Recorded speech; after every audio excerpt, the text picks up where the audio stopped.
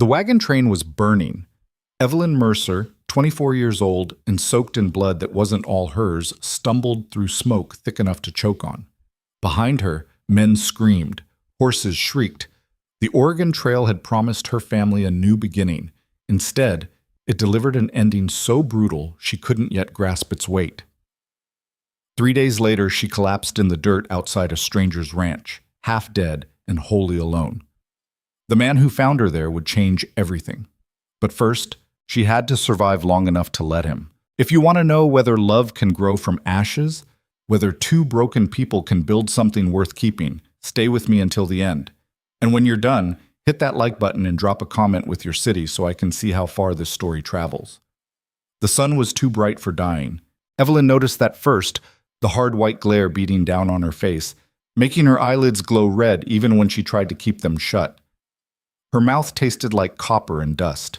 Her ribs ached with every breath. Somewhere nearby, a crow called out, its voice sharp and interested. She opened her eyes. Sky, just sky, pale blue, cloudless, indifferent. Her mind felt slow, like molasses poured in winter. Thoughts arrived one at a time, each one heavier than the last. She was lying on her back. The ground beneath her was hard-packed dirt, scattered with small stones that dug into her shoulder blades. Her dress, what remained of it, was stiff with dried blood. The blood. That brought it all rushing back. Evelyn sucked in air too fast and choked on it. Her body curled sideways, coughing, and fresh pain exploded across her left side where the arrow had torn through. Not deep enough to kill her outright, but deep enough to bleed her slow. 3 days. Or was it 4? Time had stopped meaning much after the first night. The memories came in flashes, disjointed and sharp-edged. Her father's face, eyes wide with shock as the first arrow took him in the chest. Her mother's scream, cut short. The thunder of hooves, the crack of rifles. Smoke pouring from the lead wagon, thick and black, carrying the smell of burning canvas and something worse underneath. Evelyn had run. She wasn't proud of it. But when the man with the painted face grabbed her mother by the hair and dragged her into the dirt, something in Evelyn's chest had simply snapped. She'd turned and bolted into the scrub brush, leaving behind everything, her family, her belongings, her entire life, and ran until her lungs burned and her legs buckled. By the time she stopped, the shooting had ended. She'd crouched in the shadow of a rocky outcrop for hours, listening to the wind and the distant cries of carrion birds. When she finally crept back toward the trail, the wagons were still smoldering. Bodies lay scattered in the dirt like broken dolls. She'd found her father first. He was on his back, staring up at nothing, one hand still clutching the rifle he'd never gotten a chance to fire. Evelyn had knelt beside him, numb and shaking, and tried to close his eyes. His skin was already cooling. Her mother she didn't find at all. After that, the days blurred together. She walked. She had no idea where she was going, just away. Away from the trail, away from the smoke, away from the bodies. Her side bled through the makeshift bandage she'd torn from her petticoat. Her feet blistered inside her boots. She drank from a creek that tasted like minerals and made her stomach cramp.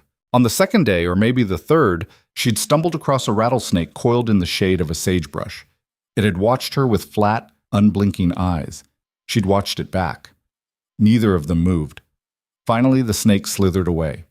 Evelyn kept walking. Now, lying in the dirt with the sun hammering down and the crow circling overhead, she realized she couldn't remember the last time she'd had water. Her tongue felt swollen. Her lips were cracked and bleeding. The wound in her side had stopped hurting sometime yesterday, which she dimly understood was a bad sign. She tried to sit up. Her arms wouldn't cooperate. They trembled and gave out halfway, dumping her back onto the ground hard enough to knock the wind from her lungs. The crow cawed again, closer now. "Go to hell," Evelyn whispered. Her voice came out as a croak, barely audible even to herself. She closed her eyes. Maybe this was easier. Maybe fighting was the mistake. Her parents were gone. Her 2 younger brothers, Samuel and Thomas, 10 and 12 years old, were gone. Everything she'd owned, every letter and photograph and keepsake, burned to ash. What was she even fighting for? The wind picked up, carrying the scent of dust and something green. Water, maybe. Or just her mind playing tricks. Hoofbeats. Evelyn's eyes snapped open. At first she thought she was imagining it, her brain conjuring up rescue because the alternative was too grim. But the sound grew louder, unmistakable. A horse, moving at a steady trot, coming closer. She tried to lift her head, failed. Tried again. The rider came into view slowly, wavering in the heat shimmer like a mirage. A man on a dark bay horse, broad-shouldered and wearing a wide-brimmed hat pulled low against the sun. He wasn't looking at her. His attention was fixed on the horizon, scanning the landscape with the casual alertness of someone who'd spent most of his life outdoors. Evelyn tried to call out. Nothing came except a thin wheeze. The horse kept moving. The man shifted in his saddle, adjusting his weight, still oblivious. Panic flared in her chest. He was going to ride past. He was going to leave her here to die because she couldn't even manage a damn shout. She dragged her hand through the dirt, fingers scrabbling for purchase, and found a small rock. With the last scrap of strength she had, she threw it. The rock sailed maybe 3 feet before dropping into the dust with a pathetic little thump. But the horse heard it. Its ears swiveled forward and it stopped mid-stride, head turning toward Evelyn. The rider's hand dropped to his hip, instinct probably reaching for a weapon, and then he went very still. For a long moment, neither of them moved. Then the man swung down from his saddle in one smooth motion and crossed the distance between them in 5 long strides. Evelyn stared up at him, her vision blurring at the edges. He was tall. That was all she could really process. Tall and backlit by the sun, so his face was mostly shadow. "Jesus Christ," the man said. His voice was rough, like he didn't use it much. He dropped to one knee beside her, his hand hovering over her shoulder as if he wasn't sure whether touching her would make things worse. Evelyn tried to speak, choked on dust, tried again. "I'm not Don't talk." He cut her off, not unkindly. His hand moved to her throat, fingers pressing against her pulse. "You're burning up. How long have you been out here?" She had no idea how to answer that. He muttered something under his breath, a curse probably, and straightened up. Evelyn heard the clink of metal, then the sound of water sloshing in a canteen. A moment later he was back, sliding one arm under her shoulders and lifting her just enough to tip the canteen against her lips. "Slow," he said. "Don't gulp it." The water hit her tongue and she nearly sobbed. It was warm and tasted faintly of leather, and it was the best thing she'd ever experienced. She drank until he pulled the canteen away, ignoring her weak protest. "Too much, and you'll just bring it back up," he said. "We'll try again in a minute." Evelyn let her head fall back against his arm, panting. Up close she could see his face now, weathered and lined, probably somewhere in his mid-30s, with a jaw that hadn't seen a razor in at least a week. His eyes were pale gray, sharp, and assessing. "What happened to you?" he asked. "Ambush." The word scraped out of her throat. "Wagon train. 4 days ago, maybe 3. I don't know." His expression didn't change, but something shifted behind his eyes. "You got people with you?" "No." "Family?" "Dead." He was quiet for a beat.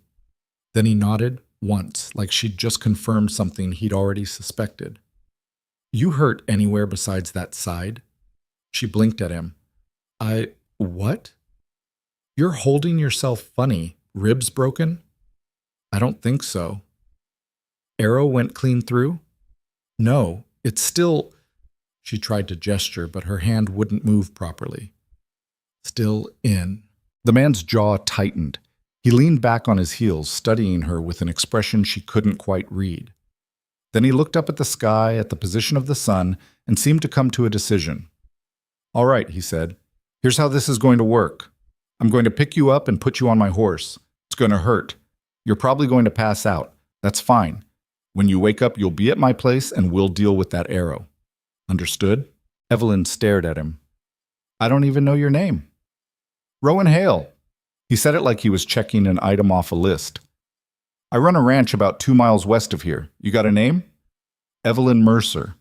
"All right, Evelyn Mercer. Let's get you off this ground before the buzzards start getting ideas." He didn't wait for her to respond. He just slid one arm under her knees and the other around her back and lifted her like she weighed nothing at all. Evelyn bit down on a scream as her side exploded in white-hot agony, but it came out anyway, a choked, ragged sound that made Rowan wince. "I know," he said quietly. Almost done. He carried her to the horse, which stood waiting with the patience of an animal used to strange burdens.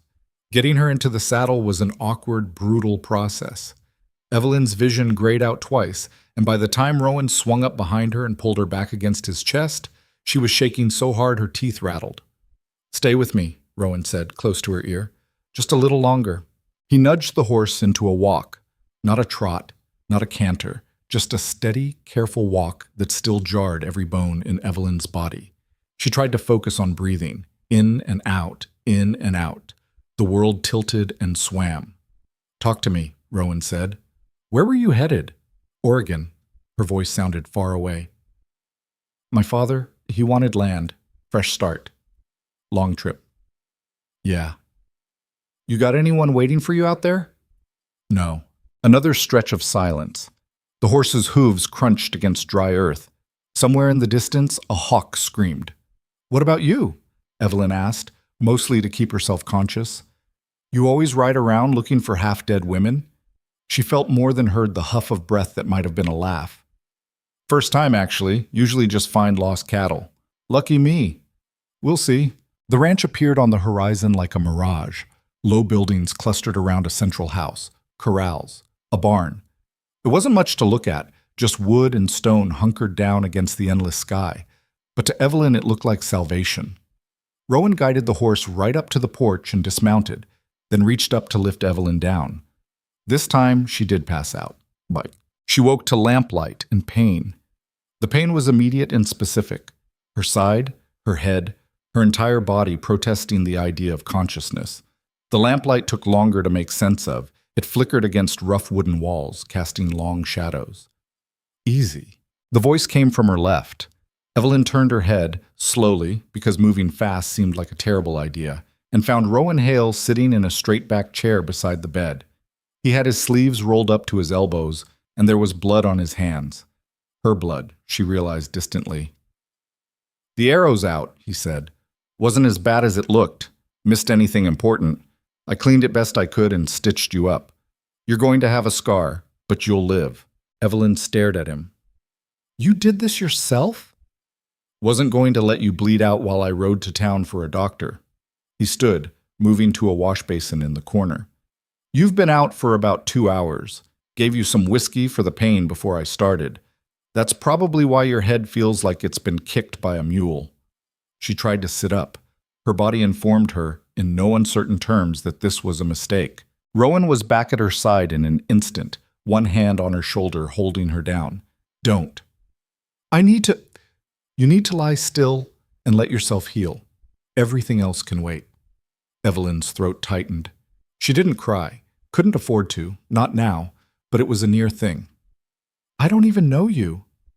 "No," Rowan agreed, "but you're here anyway, and I'm not the kind of man who leaves someone to die when I can do something about it." He went back to washing his hands, methodical and thorough. Evelyn watched him, trying to make sense of the situation. The room was small but clean. A bedroom, she guessed, though it was sparsely furnished. Just the bed, the chair, a trunk in the corner. The walls were bare except for a single shelf holding a few books. "Where am I?" she asked. "My house. Only place I could bring you." "Do you live alone?" "Yeah." He dried his hands on a rag. "Got 3 men working for me, but they bunk in the barn. This place is just me. And you brought me here." "Like I said." He turned to face her, his expression unreadable. "Wasn't going to leave you to die." Evelyn closed her eyes. The exhaustion was pulling at her again, dragging her down towards sleep. "Thank you." "Don't thank me yet. You're not out of the woods. That wound could still go bad if we're not careful. You need rest and food and time." He moved toward the door, then paused. "There's water on the table if you need it. I'll be right outside if you call." "Wait." He looked back. "Why are you doing this?" Evelyn asked. "You don't know me. I could be anyone." Rowan was quiet for a long moment. Then he shrugged, a small, almost helpless gesture. "You could be, but you're not anyone. You're someone who survived something that should have killed you. That counts for something." He left before she could respond, closing the door softly behind him. Evelyn lay in the dark, listening to the unfamiliar sounds of the house settling around her. Outside, the wind picked up, rattling the shutters. Somewhere in the distance, a coyote howled. She was alive. Against all odds, against every expectation, she was still breathing. The tears came then, hot and silent, soaking into the pillow beneath her head. She cried for her parents, for Samuel and Thomas, for the life she'd lost and the future that had burned with those wagons. But underneath the grief, something else stirred, something small and fierce and stubborn. She was alive. And tomorrow, she'd still be alive. That would have to be enough. The next 3 days passed in a haze of fever and half-sleep. Evelyn would surface occasionally, just long enough to drink water or choke down a few bites of broth, before sinking back into restless dreams. Rowan appeared and disappeared like a ghost, checking her wound, changing her bandages, making sure she didn't die in his guest bed. On the 4th day, she woke up clear-headed. The fever had broken sometime in the night, leaving her weak as a newborn calf, but finally, blessedly lucid. She lay still for a while, taking stock. Her side hurt, but it was a clean pain now, sharp and localized, not the deep, sick throb of infection. Her head was clear. Her mouth tasted awful, but that seemed like a minor problem in the grand scheme of things. Sunlight streamed through the window, bright and warm. Morning then. Late morning, judging by the angle. Evelyn pushed herself upright, moving slowly, testing her limits. Everything protested, but nothing gave out. She swung her legs over the side of the bed and sat there for a minute, breathing hard. Someone had dressed her in a man's shirt, one of Rowan's, she assumed. It hung almost to her knees. Her own dress was nowhere to be seen. The door opened without warning. Rowan stopped short when he saw her sitting up, a bowl of something steaming in his hands. "You should be lying down." "I've been lying down for days." Evelyn's voice came out raspy but functional. "I'm sick of it." He set the bowl on the table, more broth from the smell, and crossed his arms. "You had a fever. High enough that I was about 10 minutes away from writing for a real doctor. But you didn't. No, it broke on its own." "Lucky me," Evelyn said again. This time, Rowan's mouth twitched. Not quite a smile, but close. "You keep saying that.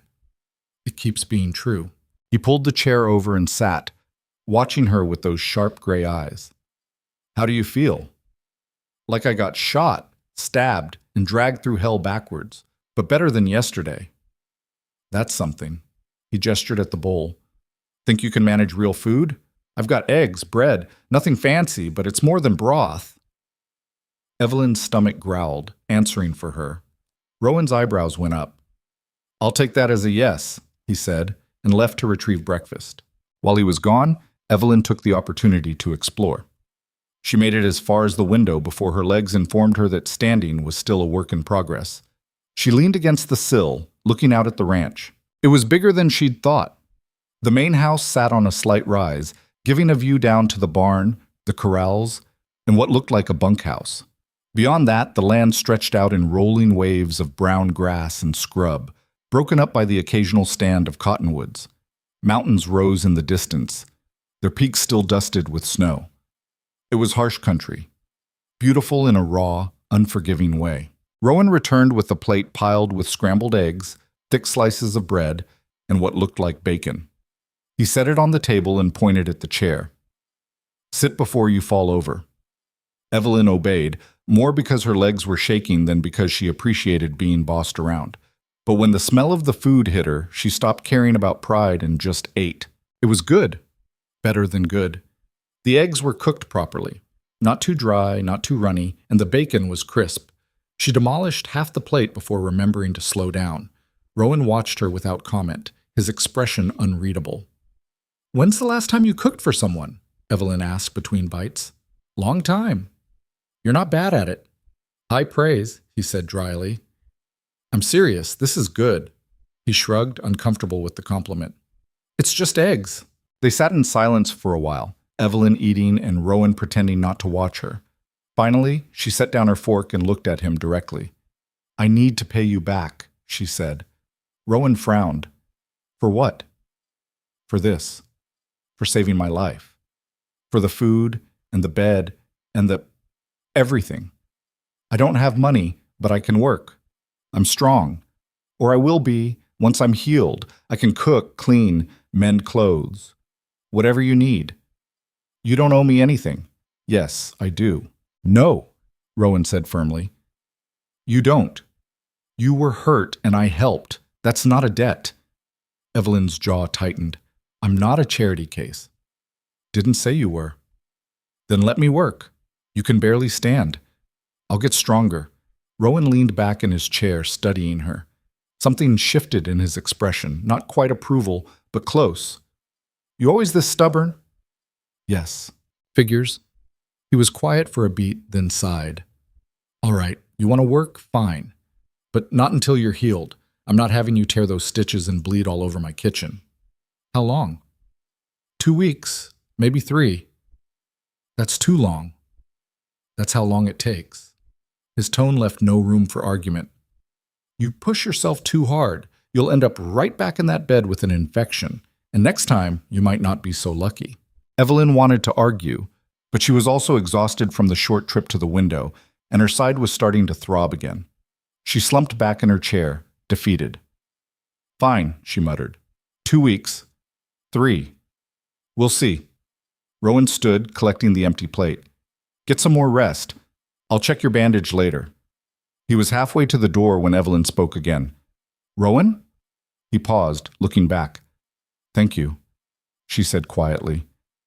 I mean it. For a moment, his expression softened. You're welcome, Evelyn Mercer. Then he was gone, leaving her alone with the sunlight and the sound of the wind outside. Recovery was slower than Evelyn wanted and faster than Rowan expected. By the end of the first week, she could walk from the bedroom to the kitchen without needing to sit down halfway. By the end of the second, she was taking short walks around the house, testing her limits. Rowan hovered like a nervous mother hen, which she found both irritating and oddly touching. I'm fine, she told him for the 100th time as he appeared in the doorway while she was folding laundry.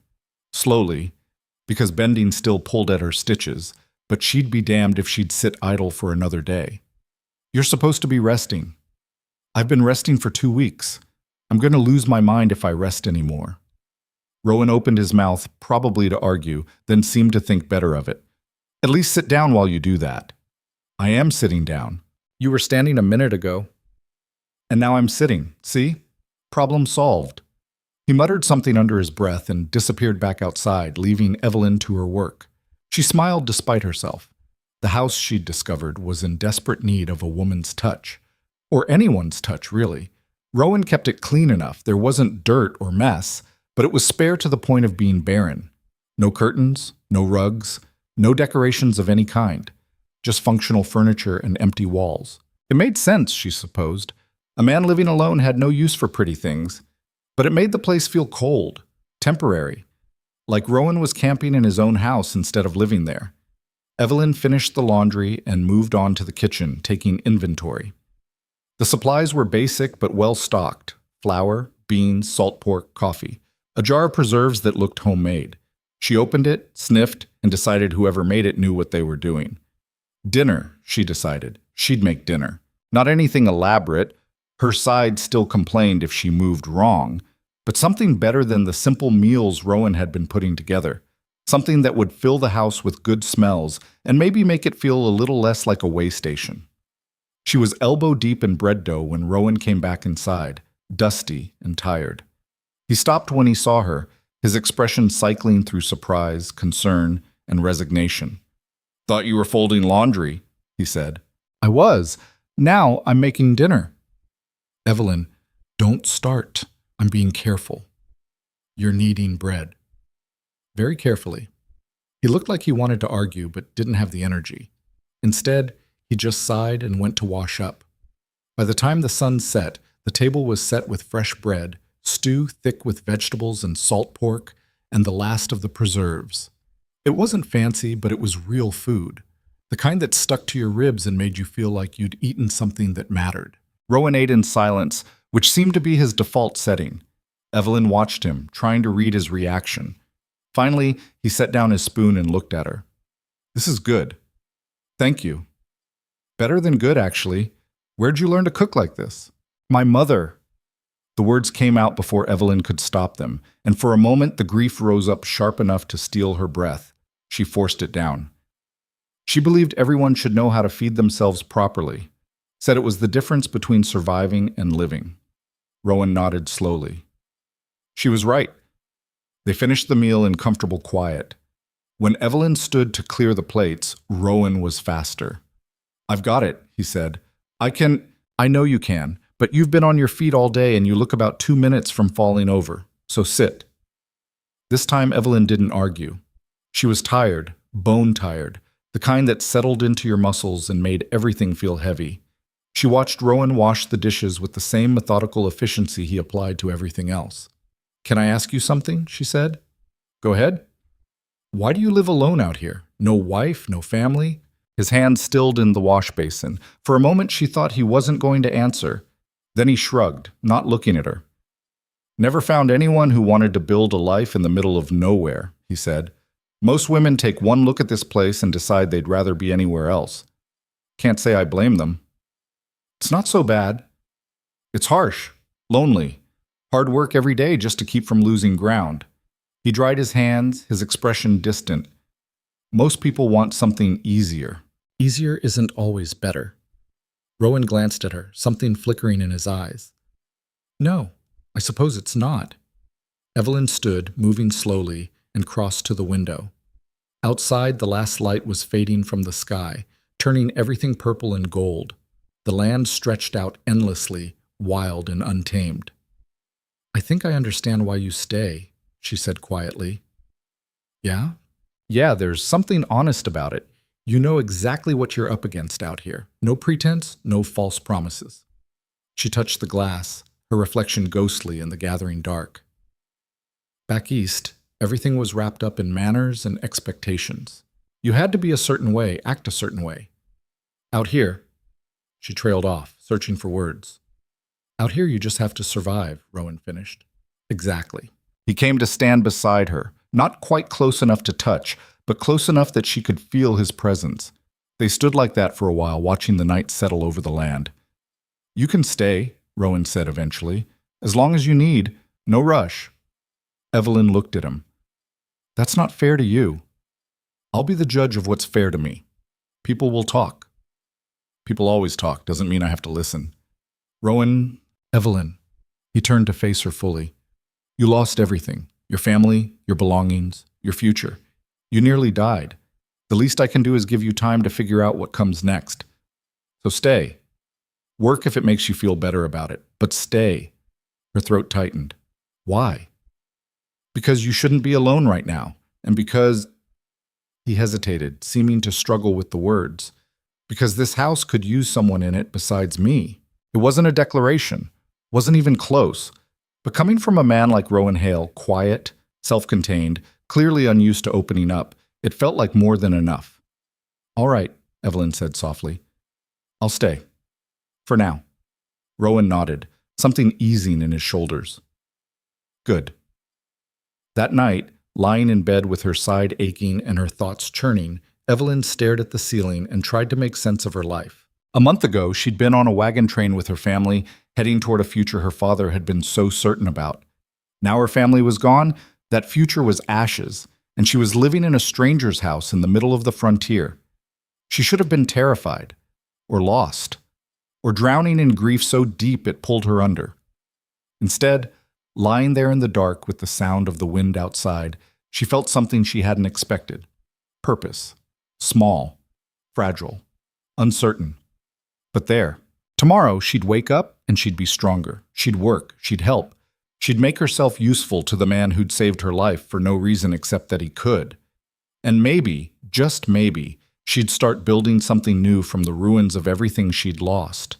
It wouldn't be what she'd planned. It wouldn't be what she'd expected. But it would be hers. The work began small. Evelyn started with the things Rowan wouldn't notice. Mending a torn curtain she found stuffed in a trunk, sweeping corners that had accumulated months of dust, reorganizing the pantry so the supplies made sense. She moved carefully, mindful of the stitches still holding her side together, but she moved. Sitting idle made her think too much.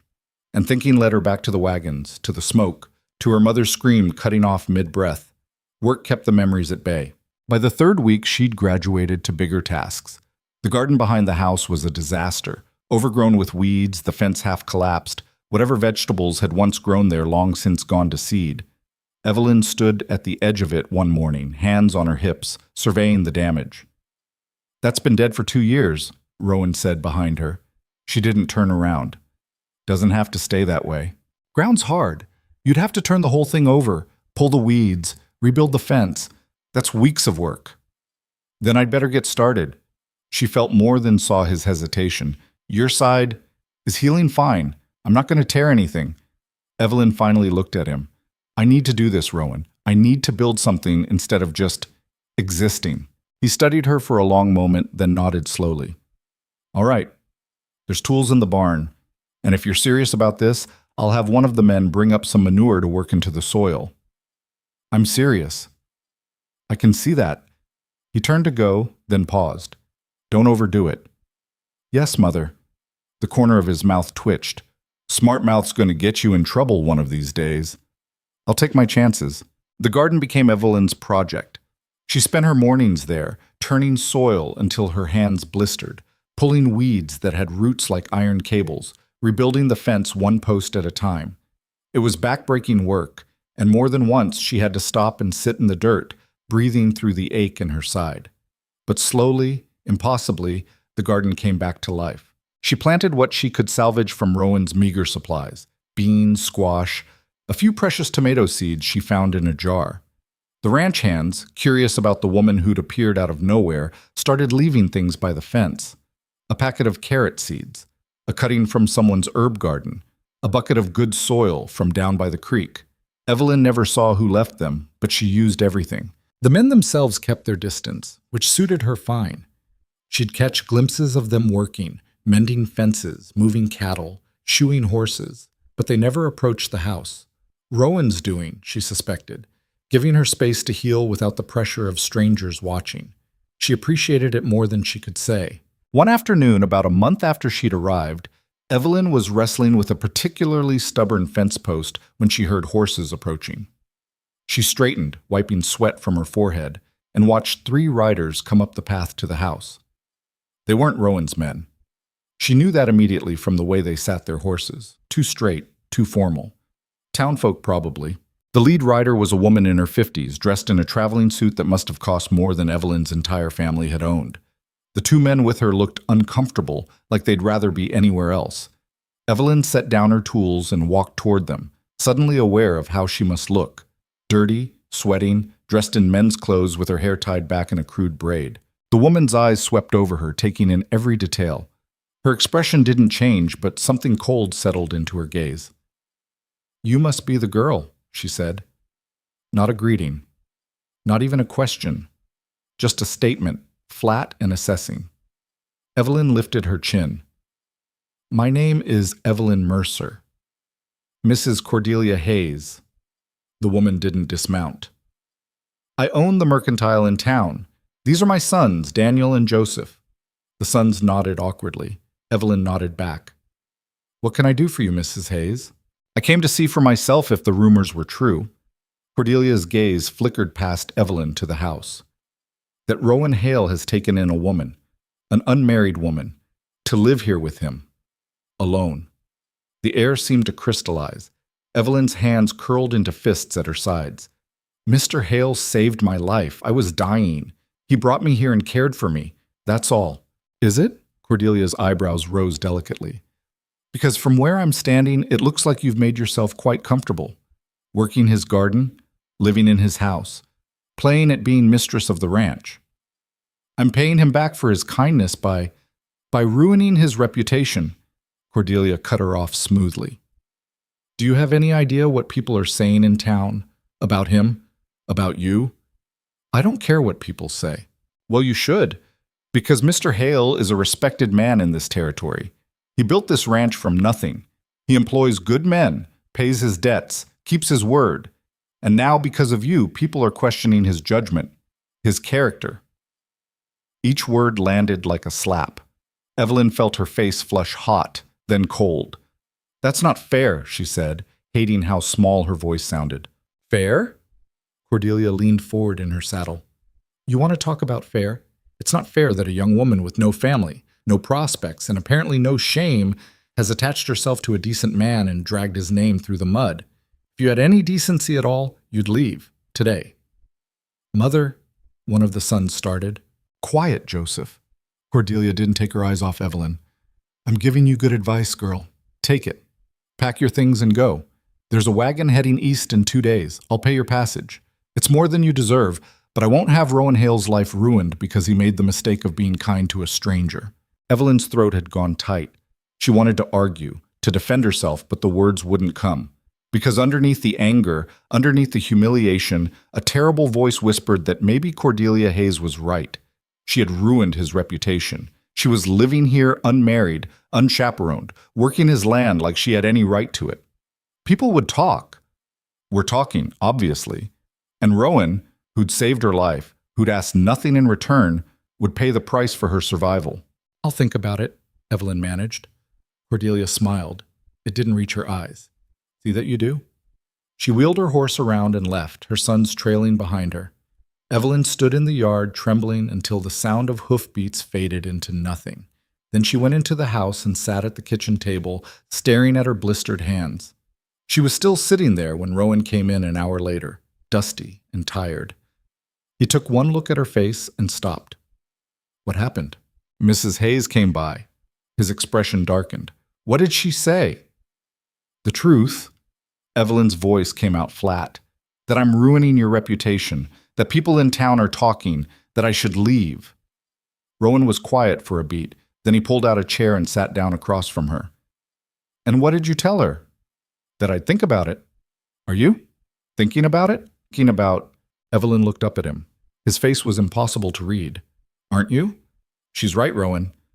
Having me here, it looks bad. People will assume... I don't give a damn what people assume. You should. This is your home, your ranch, your life, and I'm... Her voice cracked. I'm just someone you found dying in the dirt.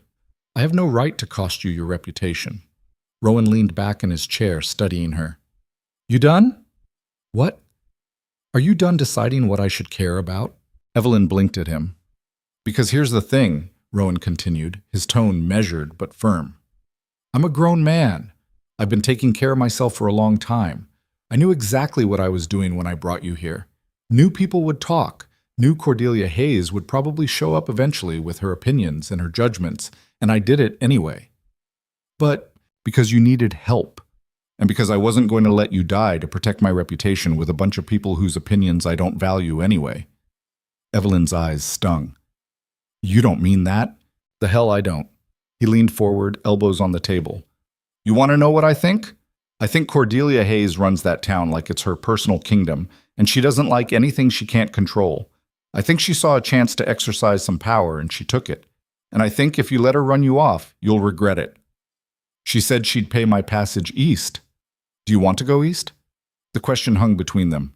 Did she? Evelyn tried to imagine it. Getting on that wagon, leaving the ranch, going back to... What? She had no family, no money, no prospects. She'd be alone in a city full of strangers trying to survive on nothing. Or she could stay here, on this harsh, beautiful land with this quiet, stubborn man who'd saved her life and then given her space to rebuild it. No, she said quietly. I don't want to go east. Then don't. But the talk will die down eventually. It always does. Rowan stood, moving to the stove to pour coffee. Besides, I've got an idea. What kind of idea? He handed her a cup, then sat back down. We bring in a chaperone, an older woman to live here at the ranch, someone respectable, takes the wind out of Cordelia's sails. Evelyn stared at him. You'd do that? Already thinking about it. There's a widow in town, Martha Quinn, lost her husband last year, been struggling to make ends meet. She could use the work, and having her here would shut people up. That's... Evelyn didn't know what to say. That's a lot of trouble to go to. For me. Rowan shrugged. Not really. Martha needs a job. We need a chaperone. Makes sense. Rowan. You're staying, Evelyn. His tone left no room for argument. If you want to stay, you're staying. The rest is just details. She looked down at her coffee, her throat tight with emotion she didn't know how to name. Why are you doing this? Because you're good for this place. You've done more in a month than I've managed in 2 years. The house actually feels like a home now. The garden's coming back. You cook decent food and you don't complain about the work." He paused. "And because I like having you here." The admission hung in the air between them, raw and unvarnished. Evelyn's heart did something complicated in her chest. "I like being here." Rowan nodded like she'd just confirmed something important. "Then it's settled. I'll talk to Martha tomorrow." He stood, draining his coffee, and headed for the door. But Evelyn's voice stopped him. "Thank you." He looked back, his expression soft in the lamplight. "You don't have to keep thanking me." "Yes, I do." "All right then, you're welcome." After he left, Evelyn sat alone in the kitchen, listening to the house settle around her. Outside, the wind picked up, carrying the smell of sage and dust. She should have been scared, should have been worried about what came next, about the whispers in town, about the future she couldn't see clearly. Instead, she felt something else entirely. Hope. Small and fragile, yes, but real. Martha Quinn arrived 3 days later with a battered trunk and a sharp sense of humor that immediately put Evelyn at ease. "So you're the girl causing all the fuss," she said, looking Evelyn up and down. She was a small woman, barely 5 feet tall, with steel gray hair and eyes that missed nothing. "Don't look like much of a Scarlet woman to me." Evelyn felt her face heat. I didn't mean to." "Relax, child. I'm teasing." Martha set her trunk down with a thump. "Cordelia Hayes has been running her mouth all over town about how you've ensnared poor Rowan Hale. Load of nonsense, if you ask me. Man's got a mind of his own." "You don't think it's—" Evelyn struggled for the right word. "Improper?" "Improper would be leaving you to die." Martha looked around the house, nodding approvingly. "This is just practical. Now, where am I sleeping?" Martha transformed the dynamic at the ranch immediately. Her presence was like a shield, deflecting gossip before it could gain traction. She was respectable, known in town, and completely unflappable. When people whispered, she stared them down. When they questioned, she answered with such matter-of-fact bluntness that further inquiry seemed pointless. "Yes, I'm living at Hale Ranch," she'd say. "Yes, Miss Mercer is there too. No, nothing untoward is happening, and if you're suggesting otherwise, perhaps you should examine your own character instead of questioning theirs." It was brutally effective, but more than that, Martha became a friend. She taught Evelyn how to preserve food for the winter, how to read the weather in the shape of the clouds, how to handle the subtle politics of frontier life.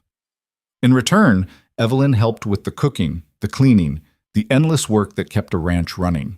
They fell into a rhythm, the three of them. Rowan would rise before dawn to work the land, Evelyn and Martha would manage the house and garden, and in the evenings they'd gather for dinner like something almost resembling a family. It wasn't what Evelyn had expected her life to become, but it was good. The ranch hands began acknowledging her now that Martha's presence had made everything respectable. They'd tip their hats when she passed, accept the meals she'd leave out for them, even stop to chat occasionally about the weather or the cattle or nothing in particular. There were 3 of them. Jack, the youngest at 19, was earnest and hardworking, always the first to volunteer for the worst jobs. Sam, middle-aged and weathered, had worked for Rowan for 5 years and ran the day-to-day operations with quiet competence.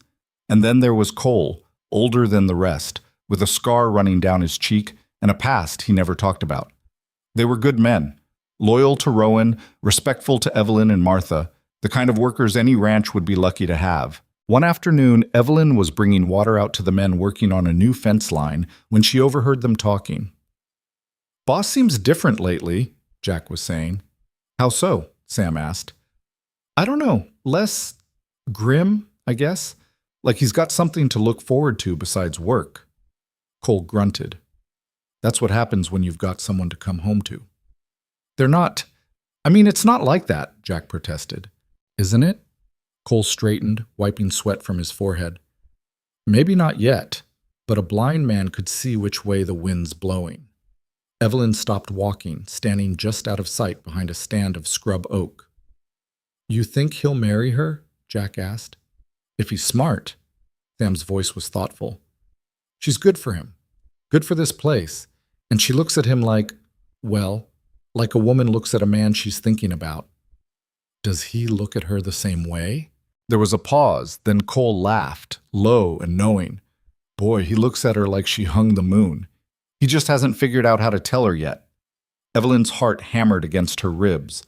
She backed away quietly, returning to the house with the water bucket still full, her thoughts in chaos. Did she look at Rowan that way? Did he look at her like that? She tried to remember, tried to think about the moments they shared, the quiet conversations over coffee, the way he'd sometimes smile at something she said, the comfortable silences that had started to feel more intimate than words. And yes, she realized with a jolt that felt like falling. She did look at him differently now. Somewhere between the garden and the gossip, between Martha's arrival and the slow healing of her body, something had shifted. She cared about Rowan Hale, more than gratitude, more than friendship. The realization should have terrified her. Instead, it settled into her chest like coming home. Summer arrived in force, bringing heat that shimmered off the ground and turned the landscape bronze. The garden flourished under Evelyn's care, producing more vegetables than 3 people could reasonably eat. She started preserving the excess, filling jars with pickles and relishes and tomatoes packed in their own juice. Martha taught her how to render fat, how to smoke meat, how to make soap from lye and ashes. Practical skills. Survival skills. The kind of knowledge you needed to make it through a frontier winter. You're a quick study, Martha said one afternoon as they worked side by side, cutting vegetables for canning. Your mother teach you this? Some of it. She believed in being prepared. Evelyn's knife moved steadily through a cucumber. She used to say that a woman who could feed her family and keep them clean was worth more than gold. Smart woman. She was. The grief still caught Evelyn sometimes, sharp and unexpected. But it was different now, less like drowning, more like a deep ache that she'd learned to carry. She would have liked it here, I think. The work, the honesty of it. Martha glanced at her. What about you? You like it here? Yes. Evelyn didn't hesitate. More than I expected to. Even with all the gossip, the hard work, the isolation. Especially because of those things. Evelyn set down her knife, trying to find the words. Back east, everything felt prescribed. There were rules for how to be, what to want, who to become. Here, you just have to be strong enough to survive, honest enough to be trusted. That's all that matters. And Rowan? Martha's tone was casual, but her eyes were sharp. Where does he fit into this newfound appreciation for frontier life? Evelyn felt her face heat. I don't know what you mean. Don't you? Martha smiled. Child, I've been watching you two dance around each other for weeks now. The man can barely take his eyes off you, and you light up like a lantern every time he walks into a room. We're not yet, Martha agreed. But you could be, if you wanted. It's not that simple. Why not? Evelyn struggled for an answer. Because he saved my life and I owe him everything? Because I'm still broken from losing my family? Because I don't know if what I feel is real or just gratitude twisted into something else?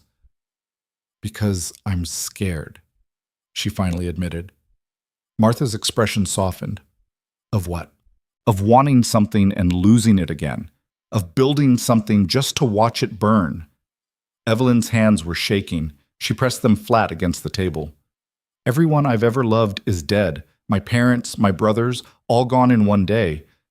What if you let fear make all your decisions?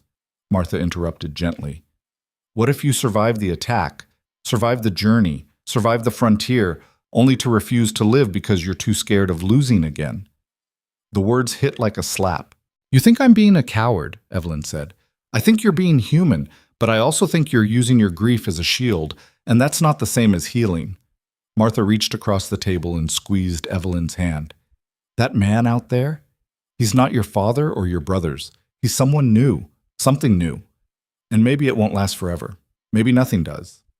But don't you think it's worth finding out? Evelyn couldn't answer. Her throat had closed up, emotion threatening to spill over. Martha squeezed her hand once more, then went back to her cutting. Just think about it. That night, Evelyn couldn't sleep. She lay in her bed, the same bed where she'd nearly died, where she'd woken to lamplight and Rowan's rough hands stitching her back together, and stared at the ceiling. The house was quiet, except for the usual sounds. Wind rattling the shutters. a coyote calling in the distance, Martha's soft snoring from the room next door, and underneath it all, the awareness of Rowan sleeping in his own room down the hall. How many times had he checked on her in those first fevered days? How many times had he changed her bandages, brought her water, sat beside her bed in case she woke in pain? He'd saved her life. But more than that, he'd given her space to build a new one. He'd defended her against gossip, brought in Martha to protect her reputation, let her work herself back to strength without making her feel like a burden. He'd asked for nothing in return. And she… what? She was going to let fear keep her from even trying? Evelyn threw back the covers and stood, pacing the small room. Her side had healed to a pink scar, still tender if she pressed it, but no longer limiting her movement. Her hands had calloused from garden work. Her skin had browned from the sun. She barely recognized herself anymore. The soft Eastern girl who'd started this journey was gone, burned away in the smoke of that wagon train. What remained was someone harder, stronger, someone who maybe, possibly, deserved to reach for something good. The next morning, Evelyn woke with purpose. She made breakfast while Martha was still sleeping, putting together eggs and bacon and fresh bread with the kind of care that came from wanting to make something perfect. When Rowan came in from his morning check of the livestock, she had coffee waiting. "You're up early," he said, surprised. "Couldn't sleep." She poured him a cup, then one for herself. "Sit, eat." He did, watching her with that quiet intensity that still made her pulse quicken. "Something on your mind?" "Yes. No. Maybe." Evelyn sat across from him, wrapping her hands around her coffee cup. "I've been thinking about what comes next." Rowan went still. "What do you mean?" "I mean…" She took a breath, forcing herself to meet his eyes. "I can't stay here forever living on your charity. Eventually I'll need to figure out a real future, make real plans." Something shuddered in Rowan's expression. "I see." "Do you?" Evelyn leaned forward. "Because I don't think you do. I'm not saying I want to leave. I'm saying I need to know if there's a reason to stay. You've got work here, a home. Martha. That's not what I'm asking." The silence stretched between them, heavy with unspoken things. Rowan set down his coffee cup very carefully. "Then what are you asking?" Evelyn's heart was pounding so hard she was sure he could hear it. "I'm asking if you want me here, not as a worker, not as a guest, as someone who matters to you." He stared at her. For a long, terrible moment, she thought she'd miscalculated, that the ranch hands had been wrong, that she'd imagined the way he looked at her, that she'd just ruined the best thing in her life by wanting too much. Then Rowan stood, came around the table, and pulled her to her feet. "You matter to me," he said, his voice rough. "You've mattered since the day I found you dying in the dirt and realized I'd do anything, to keep you alive." Evelyn's breath caught. "I didn't plan this," Rowan continued. "Didn't expect you. Didn't expect to care this much about someone I barely knew, but you're here and you're…" He struggled for words. "You're the best thing that's happened to this place. To me. And if you're asking whether I want you to stay, the answer is yes. Yes, I want you to stay. Not just for now. For good." "Rowan, let me finish." His hands found hers calloused and warm. "I know I'm not much. Just a rancher with a hard life and not much to offer besides work and more work. But if you'll have me, if you can see a future here, I'll spend every day making sure you don't regret it." Evelyn's eyes stung. "You think you're not much?" "I know what I am." "You're the man who saved my life, who gave me a home when I had nothing, who fought for me when the whole town was whispering." Her voice shook. "You're everything, Rowan. Can't you see that?" His expression cracked, something vulnerable showing through. "Evelyn," she kissed him. It wasn't planned, wasn't calculated. She just rose up on her toes and pressed her lips to his, pouring everything she couldn't say into that single point of contact. For a heartbeat, Rowan froze. Then his arms came around her, pulling her close, and he kissed her back with a desperation that matched her own. It was clumsy and perfect and tasted like coffee and hope. When they finally pulled apart, both breathing hard, Rowan rested his forehead against hers. "I'm not good with words," he said quietly. "You're doing fine. What I'm trying to say is…" He took a breath. "Stay, please. Not as a guest or a worker. Stay with me. Build something with me. I don't know what that looks like yet, but I want to find out. With you." Evelyn's heart felt too big for her chest. "Okay." "Okay?" "Yes. Okay, I'll stay." She pulled back just enough to see his face. "I want to build something with you, too." The smile that broke across Rowan's face was like sunrise, slow and inevitable and breathtaking. They stood there in the kitchen holding each other while the coffee went cold and the morning light spilled through the windows. And for the first time since the wagon train burned, Evelyn felt like she'd found solid ground. Not the ground she'd expected, not the future she'd planned, but hers, nonetheless. Martha found them still standing there 10 minutes later, Rowan's arms around Evelyn's waist, and her head tucked against his chest like she belonged there. "Well," Martha said from the doorway, not bothering to hide her smile, "it's about damn time." Evelyn jumped, pulling back, her face flaming. Rowan just tightened his hold on her, one corner of his mouth lifting. "Morning, Martha." "Don't you morning Martha me like I didn't just catch you two finally getting your heads out of your—" She stopped, shook her head. "Never mind. I'm making more coffee. You both look like you need it." She bustled past them to the stove, humming under her breath, and Evelyn had to bite back a laugh. The absurdity of it all, the terror and hope of the last few minutes, now punctured by Martha's complete lack of surprise. "She knew," Evelyn said quietly. "Everyone knew," Rowan murmured against her hair. "Except apparently us. The hands were talking about it weeks ago." "I know, Sam told me." He pulled back enough to look at her. "Still scared?" Evelyn considered the question honestly. "Terrified. But less than I was yesterday." "That's something. It'll have to be enough." They separated reluctantly as Martha poured fresh coffee and started pulling out ingredients for a proper breakfast. The kitchen filled with the smell of bacon and the sound of Martha's off-key singing, and Evelyn felt something in her chest unclench. This was real. This was happening. And for the first time since the wagon train, she wasn't facing the future alone. The next few weeks passed in a haze of work and stolen moments. Rowan had cattle to move, fences to repair, a dozen tasks that kept him in the saddle from dawn until dusk. Evelyn had the garden, the house, preserving the summer harvest before it spoiled. But in the evenings, they'd find time. Sometimes it was just sitting on the porch after dinner, watching the sun set over the mountains while Martha dozed in her chair. Sometimes it was working side by side in companionable silence, Rowan mending tack while Evelyn shelled beans. Small things. Quiet things. But the awareness between them had shifted, sharpened into something that made Evelyn's pulse quicken every time their hands brushed. "You're blushing," Martha observed one afternoon as Evelyn came back from bringing lunch to the men. "I am not." "You are.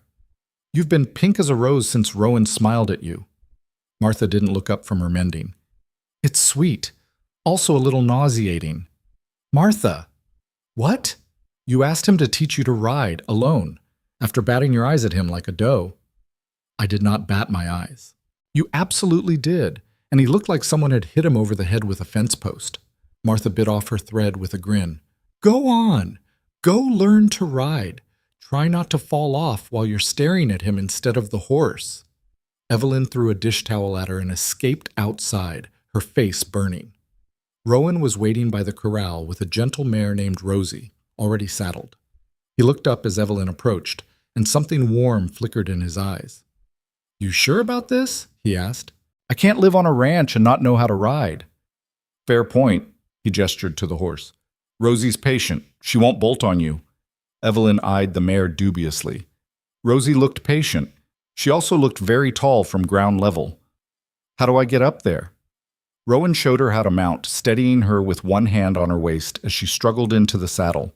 The height made her dizzy. The saddle felt precarious, and Rowan's hand, still resting on her leg, was extremely distracting. "Sit up straight," he said. "Heels down, hands light on the reins. She'll respond to pressure. You don't need to haul on her mouth." "Easy for you to say. You've been doing this your whole life. And you'll get the hang of it." He stepped back, assessing. "Ready?" "No." "Good. Let's walk." He led Rosie around to the corral, keeping one hand on the bridle, talking Evelyn through the mechanics of balance and movement. It was harder than it looked. Her body wanted to tense up every time the horse shifted, and her hands kept accidentally pulling on the reins. "Relax," Rowan said for the 5th time. "I am relaxed." "You're gripping with your knees like you're trying to crack a walnut." "I don't want to fall off." "You won't fall off. I've got you." He looked up at her, squinting against the sun. "Trust me?" Evelyn took a breath, forced her muscles to unclench. "Yes." "Then let go a little. Let her move under you. Feel how she's working." It took a while, but gradually Evelyn began to understand what he meant. The horse's rhythm, the gentle rock of her gait. When she stopped fighting it, stopped trying to control every moment, it got easier. "There you go," Rowan said, satisfaction in his voice. "You're riding."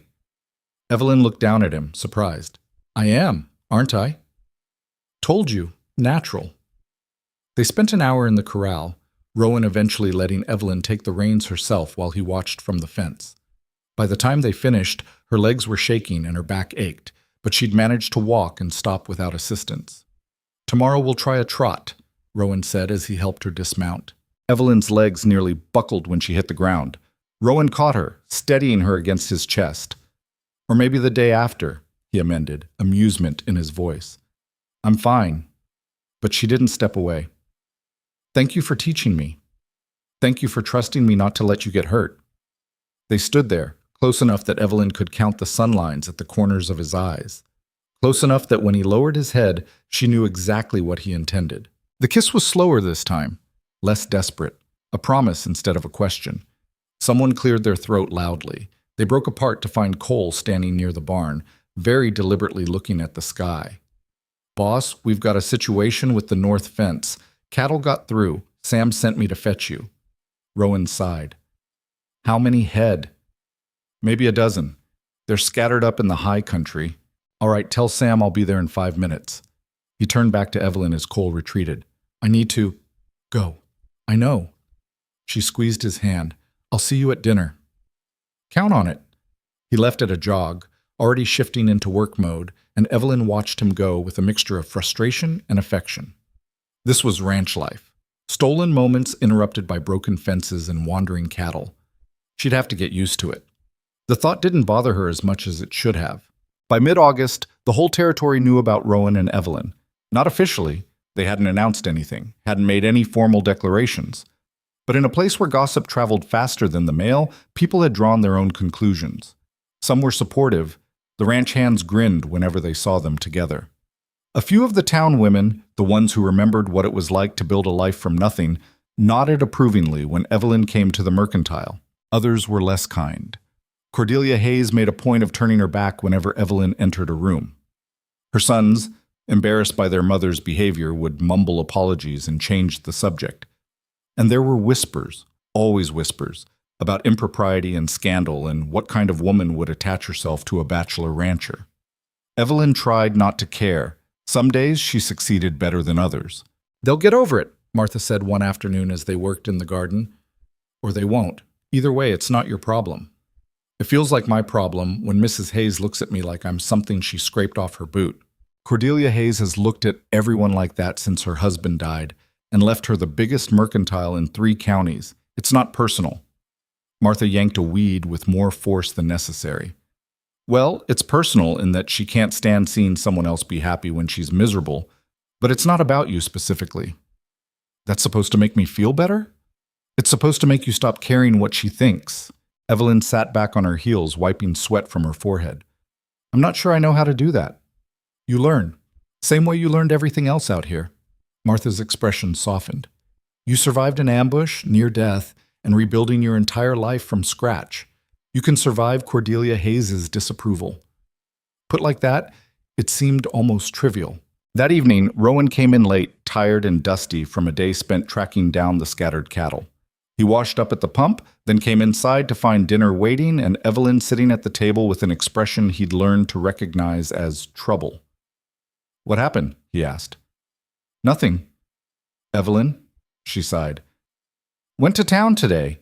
Mrs. Hayes was her usual charming self. Rowan's jaw tightened. "What did she say? Nothing I'm going to repeat?" Evelyn pushed her food around her plate. "It's fine, I'm fine. Martha says I need to stop caring what people think." "Martha's right." He sat down across from her. But that doesn't make it easy. No. They ate in silence for a while, the only sound the clink of silverware against plates. Finally, Rowan set down his fork. "I've been thinking," he said. Evelyn looked up. "About us. About what comes next." He seemed to be choosing his words carefully. "The talk's not going to stop as long as you're living here unmarried. Martha helps, but people will always find something to say." Evelyn's heart started to pound. "What are you suggesting?" "I'm suggesting we give them nothing to talk about." He met her eyes directly. "Marry me." The words hung in the air between them. Evelyn's mouth went dry. "What?" "I know it's fast. I know we've only been, whatever this is, for a few weeks. But I've thought about it, and it makes sense. We work well together. You make this place feel like a home, and He stopped, started again. "I don't want to spend my life wondering what might have been. I want to build something with you, make it official." "Rowan, you don't have to answer now. Think about it. But know that I'm serious. This isn't about stopping gossip or making things respectable. This is about you and me and what we could build together if you're willing to take the chance." Evelyn stared at him, her mind racing. A proposal. He was proposing. The man who'd saved her life, who'd defended her against an entire town's judgment, who taught her to ride and kissed her in the kitchen and made her believe she could have a future again. "I need to think," she managed. "I know." He stood, squeezed her shoulder gently. "Take your time." After he left, Evelyn sat alone in the kitchen, her dinner forgotten. Her hands were shaking. Marriage, to Rowan Hale, a future here on this ranch, building something permanent instead of just surviving day to day. It was everything she'd lost when the wagon train burned. Family, home, purpose. It was also terrifying. Martha found her an hour later, still sitting in the same spot. "He asked you," Martha said. Not a question. "How did you, Because I know that look. And because that man's been working up to it for weeks." She pulled out a chair and sat. "What did you say?" "That I needed to think." "And? What are you thinking?" Evelyn's throat was tight. "I'm thinking I want to say yes. I'm thinking I care about him more than I probably should after such a short time. I'm thinking this could be good, really good, if I'm brave enough to reach for it. But what if I lose it? What if something happens and I have to watch another family burn?" Her voice cracked. "I don't know if I can survive that again." Martha was quiet for a long moment. Then she reached across the table and took Evelyn's hands in hers. "Listen to me," she said firmly. "You can spend your whole life being scared of what might happen. You can protect yourself by never caring about anything or anyone. And you know what? You'll be safe. You'll also be alone and miserable and wasting the life you fought so hard to keep. That's not fair. Life isn't fair. You learned that when your family died. But here's what else isn't fair. You survived when they didn't. You got a second chance. And if you throw it away because you're too scared to be happy, then what was the point of surviving at all?" The words hit like cold water. Evelyn pulled her hands back, pressing them against her face. "I don't know how to do this." "Nobody does. You just decide what you want and you fight for it, same as everything else. What if I'm not strong enough? You walked out of that ambush alive. You survived a wound that should have killed you. You rebuilt yourself from nothing in the middle of nowhere." Martha's voice was fierce. "You're strong enough for anything. The question is whether you believe it." Evelyn lowered her hands, looking at the older woman through blurred vision. "You really think I should say yes? I think you should do what makes you happy. But yes, I think Rowan Hale is a good man who loves you, and I think you love him back. And I think you'd be fools not to grab onto that with both hands and hold on tight. It's only been a few months since everything. And there's no timeline for healing. No rule that says you have to wait a certain amount of time before you're allowed to be happy again." Martha stood, moving to the stove to reheat coffee. "Your parents are gone. Your brothers are gone. That's a grief you'll carry for the rest of your life. But they wouldn't want you to stop living. They'd want you to survive, to thrive, to build something worth having." Evelyn wiped her eyes. "How do you know?" Because that's what people who love us want. For us to be happy, even when they can't be there to see it." The truth of it settled into Evelyn's bones. heavy and undeniable. She thought about her mother, who'd believed in being prepared, in building a life worth living. She thought about her father, who'd dragged them all west chasing a dream of something better. She thought about Samuel and Thomas, who'd never get the chance to grow up and fall in love and build futures of their own. They'd want her to live, really live, not just survive. And living meant taking risks, meant opening herself up to the possibility of loss again, because the alternative, safety through isolation, wasn't really living at all. "All right," Evelyn said quietly. Martha turned. "All right, what?" "All right, I'll say yes." The smile that broke across Martha's face was brilliant. About damn time. Evelyn found Rowan in the barn, checking on a horse with a mild colic. He looked up when she entered, his expression carefully neutral. "Feeling better?" he asked. "Not really, but I have an answer." He straightened slowly, setting down the brush he'd been using. "Yeah?" Evelyn crossed the space between them, her heart hammering. "Yes." "Yes?" "Yes, I'll marry you. Yes, I want to build something with you. Yes to all of it." The words came out in a rush. "I'm terrified, and I'm probably going to be a disaster at being a rancher's wife, and I don't know what I'm doing half the time. But I want this. I want you. So yes." For a long moment, Rowan just stared at her. Then he crossed the distance between them in 2 strides and pulled her into his arms, kissing her with a desperation that took her breath away. "You're sure?" he asked when they finally broke apart, both breathing hard. "No, but I'm doing it anyway." He laughed, an actual laugh, rough and surprised and full of relief. "Good enough for me." They stood there in the barn, surrounded by the smell of hay and horses, and Evelyn felt the last piece of herself that had been holding back finally let go. She was doing this, building a life, taking a chance, choosing happiness even though it scared her half to death. The engagement was announced the following Sunday. Rowan rode into town and posted a notice at the Mercantile, formal and straightforward. Evelyn Mercer and Rowan Hale would be married in 6 weeks' time at the ranch. All were welcome to attend. The reaction was mixed. Some people were genuinely happy, the ones who understood what it meant to carve out a life in hard country, who respected anyone tough enough to survive and build something from the wreckage. They stopped by the ranch to offer congratulations, bringing small gifts, a jar of honey, a length of fabric for a dress, a set of preserving jars. Others were less enthusiastic. Cordelia Hayes made her opinion known by loudly declaring that she wouldn't attend such a spectacle, and several of her friends followed suit. There were mutterings about propriety and scandal, and women who trapped unsuspecting men. Evelyn tried not to let it bother her. Some days she succeeded. "They're just jealous," Martha said, pinning the fabric for Evelyn's wedding dress. "You're young and in love and building a life. That's threatening to women who settled for less." "Mrs. Hayes didn't settle. She runs the whole town. She runs a business. That's not the same as being happy." Martha adjusted a seam. "Hold still. You keep fidgeting and I'm going to stick you with a pin." Evelyn forced herself to stand straight while Martha worked. The dress was simple, cream-colored cotton with practical sleeves and a high collar. Nothing fancy. But it was new, made specifically for her, and wearing it made the wedding feel suddenly, startlingly real. "Nervous?" Martha asked, reading her expression. "Beyond nervous." "That's normal. You're making a big decision." "What if I'm making a mistake?" Martha sat back on her heels, looking up at her seriously. "Do you love him?" Evelyn stopped, considered. "Yes, I think I do." "Does he make you happy?" "Yes." "Do you trust him?" "With my life." "Then you're not making a mistake. You're making a choice. There's a difference." "What if it's the wrong choice?"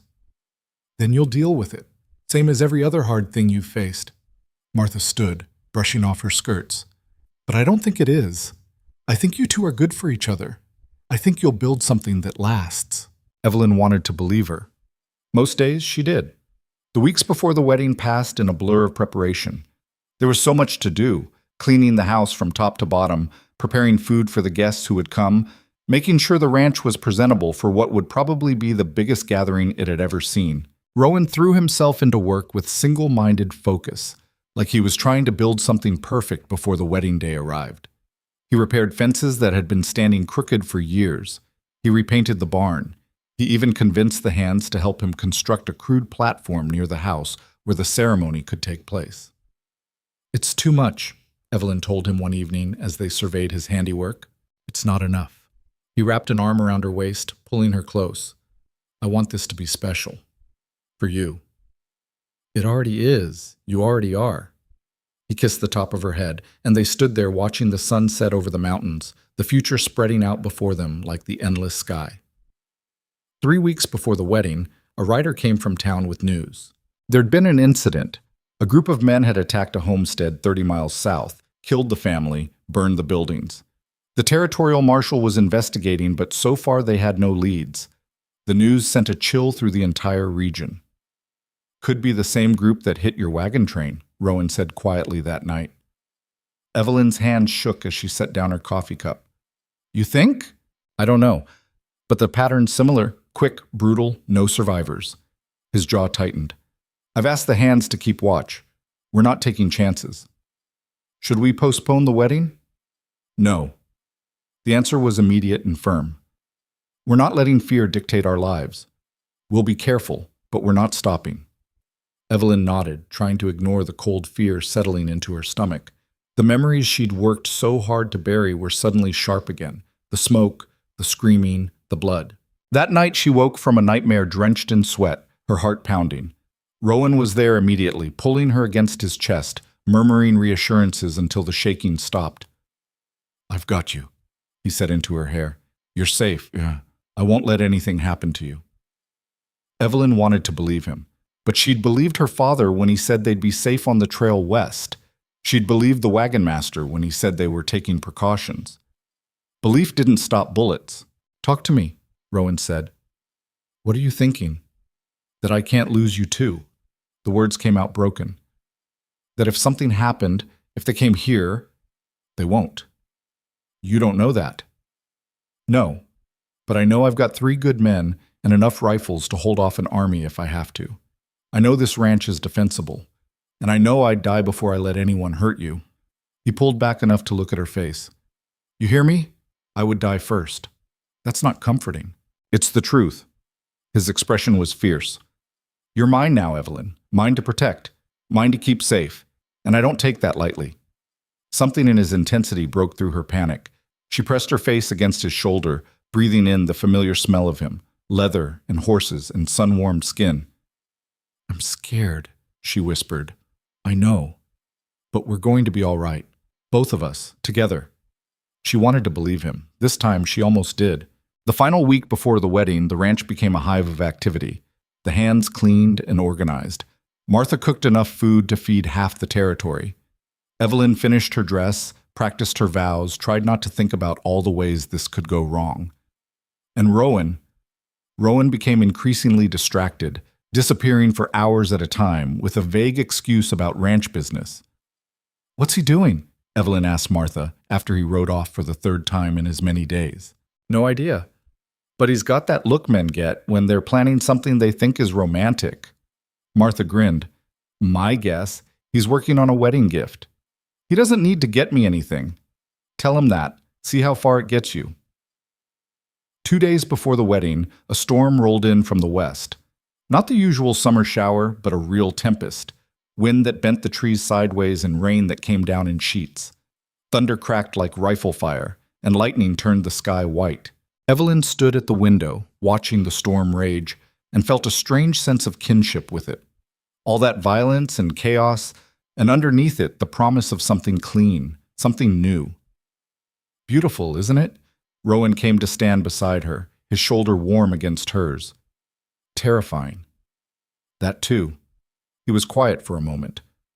"You ready for this? For the wedding?" "Are you?" "I asked you first." Evelyn turned to look at him, this man who'd saved her life, and somehow become the center of her world in the space of a few months. His face was serious in the lamplight, all hard angles and weathered skin. Not handsome in the conventional sense, but real, solid, hers. "Yes," she said. "I'm ready." The smile that crossed his face made her breath catch. "Good, because I've got something to show you." "Now? In the storm?" "Now." He held out his hand. "Trust me?" Evelyn looked at his outstretched hand, at the storm raging outside, at the future waiting just beyond the next 48 hours. Then she took his hand and let him lead her into the rain. They ran across the yard, mud splashing, rain soaking through their clothes in seconds. Rowan pulled her toward the barn, laughing like a kid, and Evelyn found herself laughing too, giddy and breathless and completely soaked. Inside the barn, he led her to the back corner where an old line shack had been converted into storage. Except now the door had been repaired. The windows had glass. And when Rowan pushed it open, Evelyn's breath caught.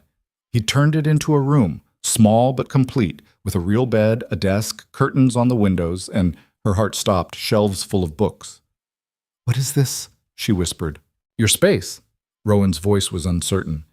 "I know the house is crowded with Martha and all, and I thought, after we're married, you might want somewhere that's just yours, where you can read or think or just be alone when you need it."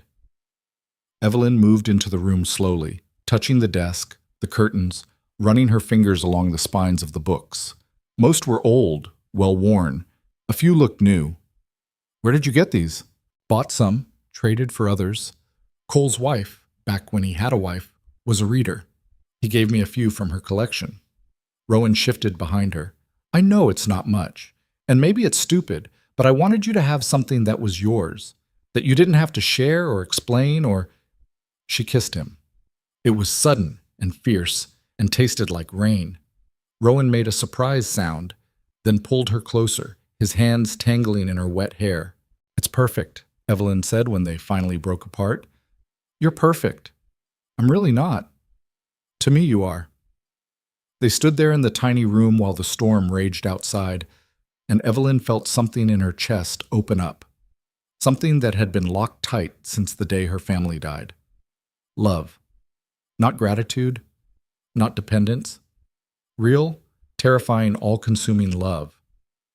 "2 more days," Rowan said quietly. 2 more days. Then you'll be stuck with me for good. Looking forward to it." He smiled against her hair. "Yeah? Yeah." Outside, lightning split the sky and thunder shook the ground, and Evelyn held on to Rowan Hale like he was the only solid thing in a world gone wild.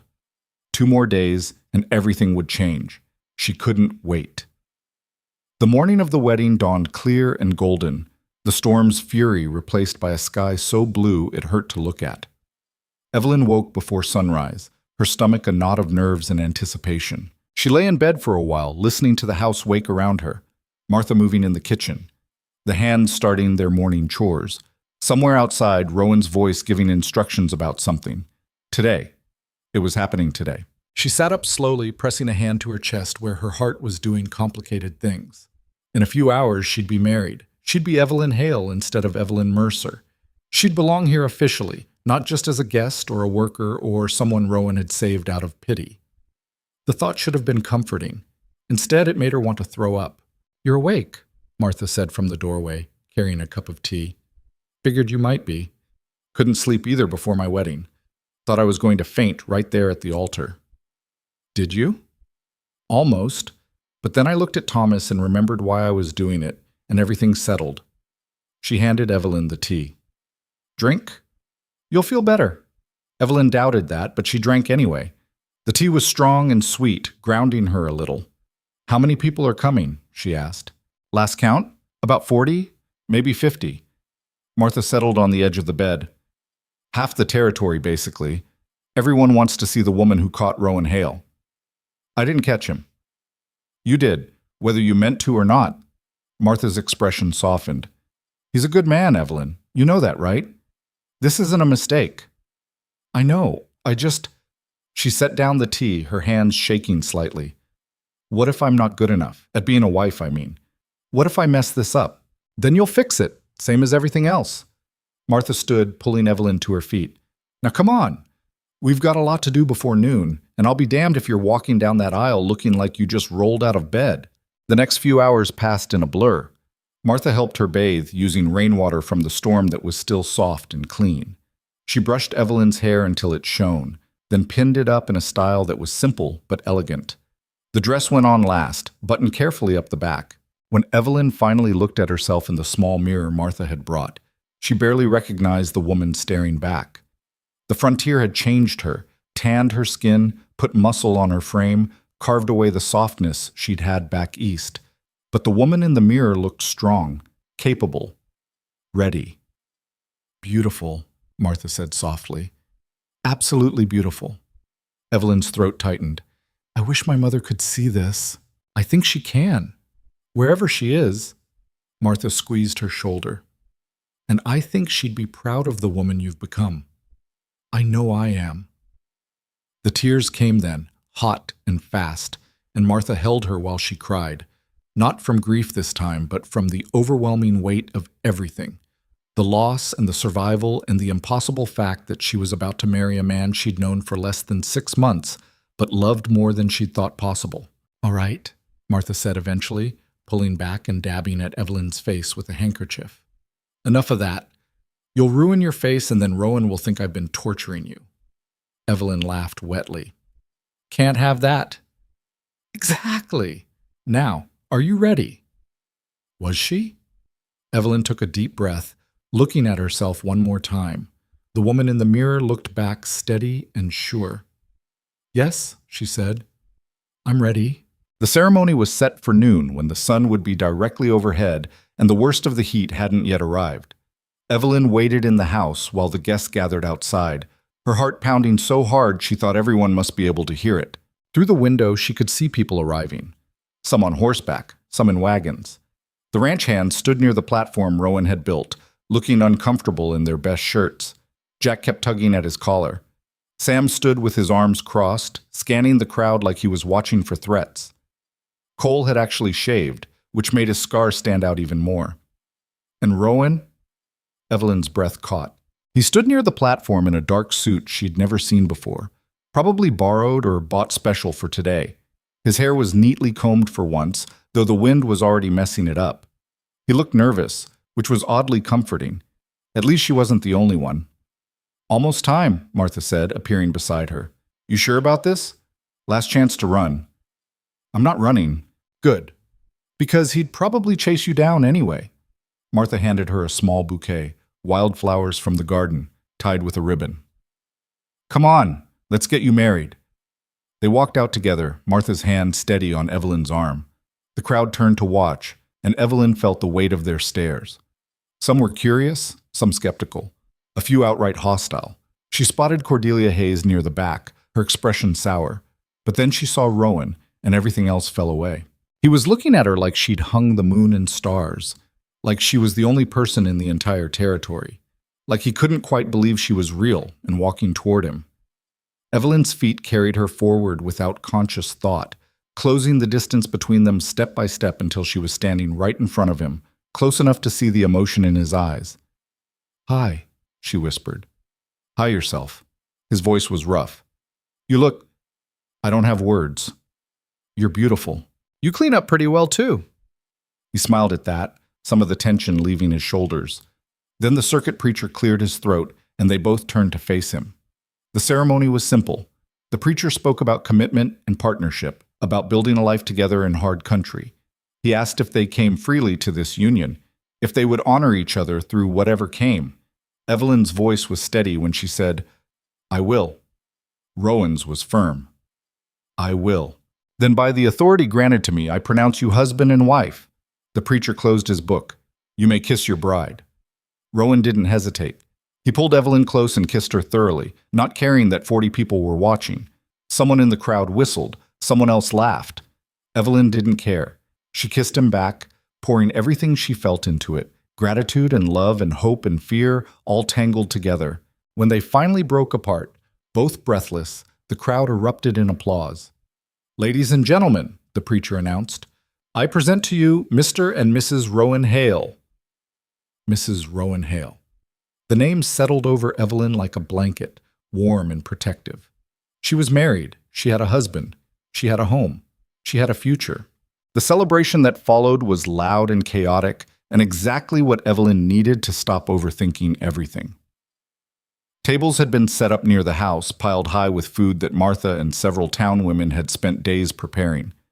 Someone produced a fiddle. Someone else had whiskey. Within an hour, the whole thing had transformed into a proper frontier party. Evelyn moved through the crowd, accepting congratulations and well wishes, trying to remember names and faces. Most people were kind. A few were clearly just there for the spectacle. And Cordelia Hayes predictably left early with a pointed comment about having better things to do. "Don't let her get to you," Rowan murmured, sliding an arm around Evelyn's waist. "I'm not. She can think whatever she wants." Evelyn leaned into him. "How are you doing?" "Better now that the ceremony's over. I kept thinking I'd mess up the vows." "You didn't mess up anything. You were perfect." Liar. But he was smiling. They danced when the fiddle player struck up a tune, a simple reel that had everyone clapping along. Rowan wasn't graceful, but he was enthusiastic, spinning Evelyn until she was dizzy and laughing. When the song ended, he dipped her dramatically, and the crowd cheered. "Show off," Evelyn said, breathless. "You married a show-off. Too late to back out now." "Wouldn't dream of it." The sun was setting by the time the last guest departed, leaving the ranch quiet again. The hands had retreated to the bunkhouse. Martha had gone to her room with a knowing smile and instructions not to bother her until morning, which left Evelyn and Rowan alone for the first time as husband and wife. They stood on the porch, watching the sky turn orange and purple, neither quite sure what to say. "That went well," Rowan finally offered. "It did." Evelyn smoothed her dress, suddenly nervous. "Everyone seemed to have a good time." "They did." He turned to face her. "You had a good time?" "The best." She met his eyes. "I'm glad we did this." "Me too." He held out his hand. "Come on, there's something I want to show you." "Another surprise?" "Last one, I promise." She took his hand, letting him lead her into the house. But instead of going to his room, their room now, she supposed, he led her to the kitchen. On the table sat a wooden box she'd never seen before. "What's this?" Evelyn asked. "Open it." She lifted the lid carefully. Inside was a deed, official, stamped, legal. She pulled it out, reading slowly. It was the ranch, Hale Ranch. But the deed didn't just have Rowan's name on it. It had hers too. "I don't understand," she said quietly. "I had it drawn up last week. The ranch isn't just mine anymore. It's ours, legally. If something happens to me, you own this place outright. No questions, no fighting with distant relatives, nothing. It's yours." Evelyn's hands were shaking. "Rowan, this is... You didn't have to..." "Yes, I did." He took the deed from her, setting it carefully aside, then took both her hands in his. "You lost everything once. Your family, your home, your entire life. I'm not letting that happen again. This place is yours now, Evelyn. Our home. Our future. Together." The tears came without warning, spilling down her cheeks faster than she could wipe them away. "I don't deserve you." "You do. You deserve everything good I can give you." He pulled her close, holding her while she cried. "I love you. I should have said it before during the ceremony, but I was too nervous. So I'm saying it now. I love you, Evelyn Hale. I loved you when I found you in the dirt.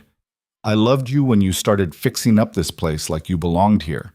I loved you when you kissed me in this kitchen and agreed to take a chance on a broken-down rancher with more land than sense." Evelyn pulled back just enough to see his face. "You're not broken down. I'm not perfect either." "Good. I don't want perfect. I want real." She reached up, touching his face gently. "And I love you too. I was too scared to say it before, but I'm saying it now. I love you, Rowan Hale. I love your stubbornness and your kindness, and the way you built me a room full of books because you thought I needed a space of my own. I love that you put my name on this ranch. I love..." He kissed her before she could finish, and Evelyn stopped trying to find words. Some things didn't need explaining. They made their way to his room, their room, eventually, stumbling and laughing and kissing every few steps. The nervousness was still there, but it was mixed with anticipation now. With want. Rowan was gentle with her, patient in a way that made her chest ache. He took his time with buttons and laces, kissing each new piece of skin he revealed like it was precious, like she was precious. And when they finally came together, Evelyn felt something inside her shift and settle. This was right. This was home. Afterwards, they lay tangled together in the dark, the window open to let in the cool night air. Evelyn traced idle patterns on Rowan's chest, listening to his heartbeat slow. "You awake?" she asked quietly. I need to tell you something. She felt him tense slightly. What? I'm happy. The words came out soft, almost wondering. For the first time since the wagon train, I'm actually genuinely happy, and it scares me a little. Rowan's arm tightened around her. Why does it scare you? Because the last time I was this happy, I lost everything. And I keep waiting for something terrible to happen, for this to be taken away. He was quiet for a moment, his hand stroking her hair. I can't promise nothing bad will ever happen. Life doesn't work that way. But I can promise I'll fight like hell to keep you safe, to keep us safe. Whatever comes, we'll face it together. Together, Evelyn repeated, testing the word. It felt solid, real. Together. She pressed closer to him, letting his warmth and steady presence chase away the lingering fear. Tomorrow would bring whatever it brought, but tonight, she was exactly where she belonged. The next few weeks settled into a new rhythm. Evelyn was still getting used to introducing herself as Mrs. Hale, to sharing a room with Rowan, to the easy intimacy of marriage. But it felt good, natural in a way she hadn't expected. The ranch work continued, relentless as always. Summer was fading into early fall, which meant preparing for winter. There was hay to cut and store, fences to reinforce, supplies to stockpile. Evelyn threw herself into the work alongside everyone else, determined to pull her weight. You don't have to work this hard, Rowan told her one afternoon as she helped stack hay in the barn. You're my wife, not one of the hands. I'm both. Evelyn hoisted another bale, ignoring the protest from her shoulders. Besides, I like it. It makes me feel useful. You are useful. You run the entire house, keep the accounts, manage the garden, and now I'm stacking hay. I can do more than one thing, you know. He shook his head, but he was smiling. Stubborn woman. You married her. Too late to complain now. That night at dinner, Martha announced she'd be moving out. Evelyn nearly dropped her fork. What? Why? Because you're married now, and you don't need an old widow underfoot. Martha looked pleased with herself. Besides, Mrs. Patterson in town offered me a room. Her daughter just moved east, and she's rattling around that big house all alone. We'll keep each other company. But Evelyn struggled for words. You belong here. This is your home too. And I'll visit all the time. But you two need your space, privacy. Martha's eyes twinkled. Especially if you're planning on filling this house with children anytime soon. Evelyn felt her face burn. Rowan coughed into his coffee. We haven't... That's not... Evelyn gave up, flustered. You don't have to leave because of that. I want to leave. Well, not leave exactly, but move on to the next chapter. Martha reached across the table and squeezed Evelyn's hand. You don't need me anymore. You've got your feet under you now, and that's exactly how it should be. Evelyn's eyes stung. I'm going to miss you. I'm moving to town, not dying. You'll see me every week when you come for supplies. Martha stood, collecting plates. Besides, this way I can spread the news about how well you're doing. Shut up all those hens who said you wouldn't last a month. She moved out 3 days later, leaving behind a house that felt suddenly too empty despite Rowan's presence. It's quiet, Evelyn said that first night, sitting at the kitchen table that now held only 2 place settings. Too quiet, Rowan agreed. But she's right. We needed the space. Did we? Yeah. He pulled her into his lap, ignoring her squeak of protest. Now I can do this without worrying about Martha walking in and making comments. He kissed her thoroughly, and Evelyn stopped worrying about the quiet. A week after Martha left, Rowan announced he needed to leave for a cattle drive. Evelyn felt her stomach drop. How long? 3 weeks. Maybe 4. He was packing supplies in the kitchen, not meeting her eyes. We've got to move the herd to winter pasture before the weather turns. It's good land, but it's a hard drive, steep country. Can't Sam do it? Sam's good, but I need to be there. Make sure everything goes right. He finally looked at her. I don't want to go, but it's part of the job. Evelyn forced herself to nod. She'd known this was coming. Ranch life meant separations, especially during the busy seasons. But knowing it intellectually was different from facing it in practice. When do you leave? Tomorrow at dawn. That soon? Weather won't wait. He crossed to her, tilting her chin up. Hey, I'll be back before you know it. And when I get back, we'll have the whole winter together. Months of nothing but cold weather and each other. Promise? Promise. He kissed her gently. Think you can manage without me for a few weeks? I managed before you. True, but you like me better now. Despite herself, Evelyn smiled. Maybe a little. That night, they lay awake talking until the early hours, memorizing each other like they'd be separated for years instead of weeks. Evelyn traced the scars on Rowan's hands, the calluses from rope and reins. He played with her hair, winding it around his fingers. I'll miss you, she said quietly. I'll miss you too, but I'll think about you every day, about coming home to you. You better. He left before sunrise, kissing her goodbye in the gray pre-dawn light. Evelyn watched him ride away with Sam and Cole and 2 other hands, disappearing into the distance until they were just dark shapes against the horizon. Then the house was truly empty, and Evelyn was alone. The first few days were the hardest. The silence pressed in from all sides, broken only by the wind and the occasional sound from the barn, where Jack was working alone.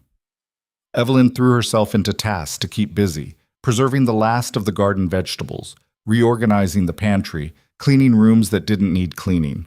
But at night, lying in their bed alone, the loneliness was overwhelming. She'd gotten used to Rowan's presence, the sound of his breathing, the warmth of him beside her, the way he'd pull her close in his sleep, unconscious and protective. Without him, the bed felt enormous and cold. On the 4th day, Evelyn saddled Rosie and rode into town, desperate for human contact. The general store was busy, and she spent an hour shopping for supplies she didn't really need, just to be around people. Martha found her examining fabric she had no use for. Hiding out in town? Martha asked, amused. Is it that obvious? Only to someone who knows you. Martha linked arms with her. Come on, let's get coffee, and you can tell me how miserable you are without him. They ended up at the small restaurant near the Mercantile, drinking terrible coffee and eating surprisingly good pie. Evelyn poured out her frustrations, the loneliness, the worry, the way time seemed to crawl when Rowan wasn't there. It's ridiculous, she said, pushing pie around her plate. I survived months alone after my family died. I should be fine for 3 weeks. That was survival. This is different. Martha sipped her coffee. When you were alone before, you had to be strong because you had no choice.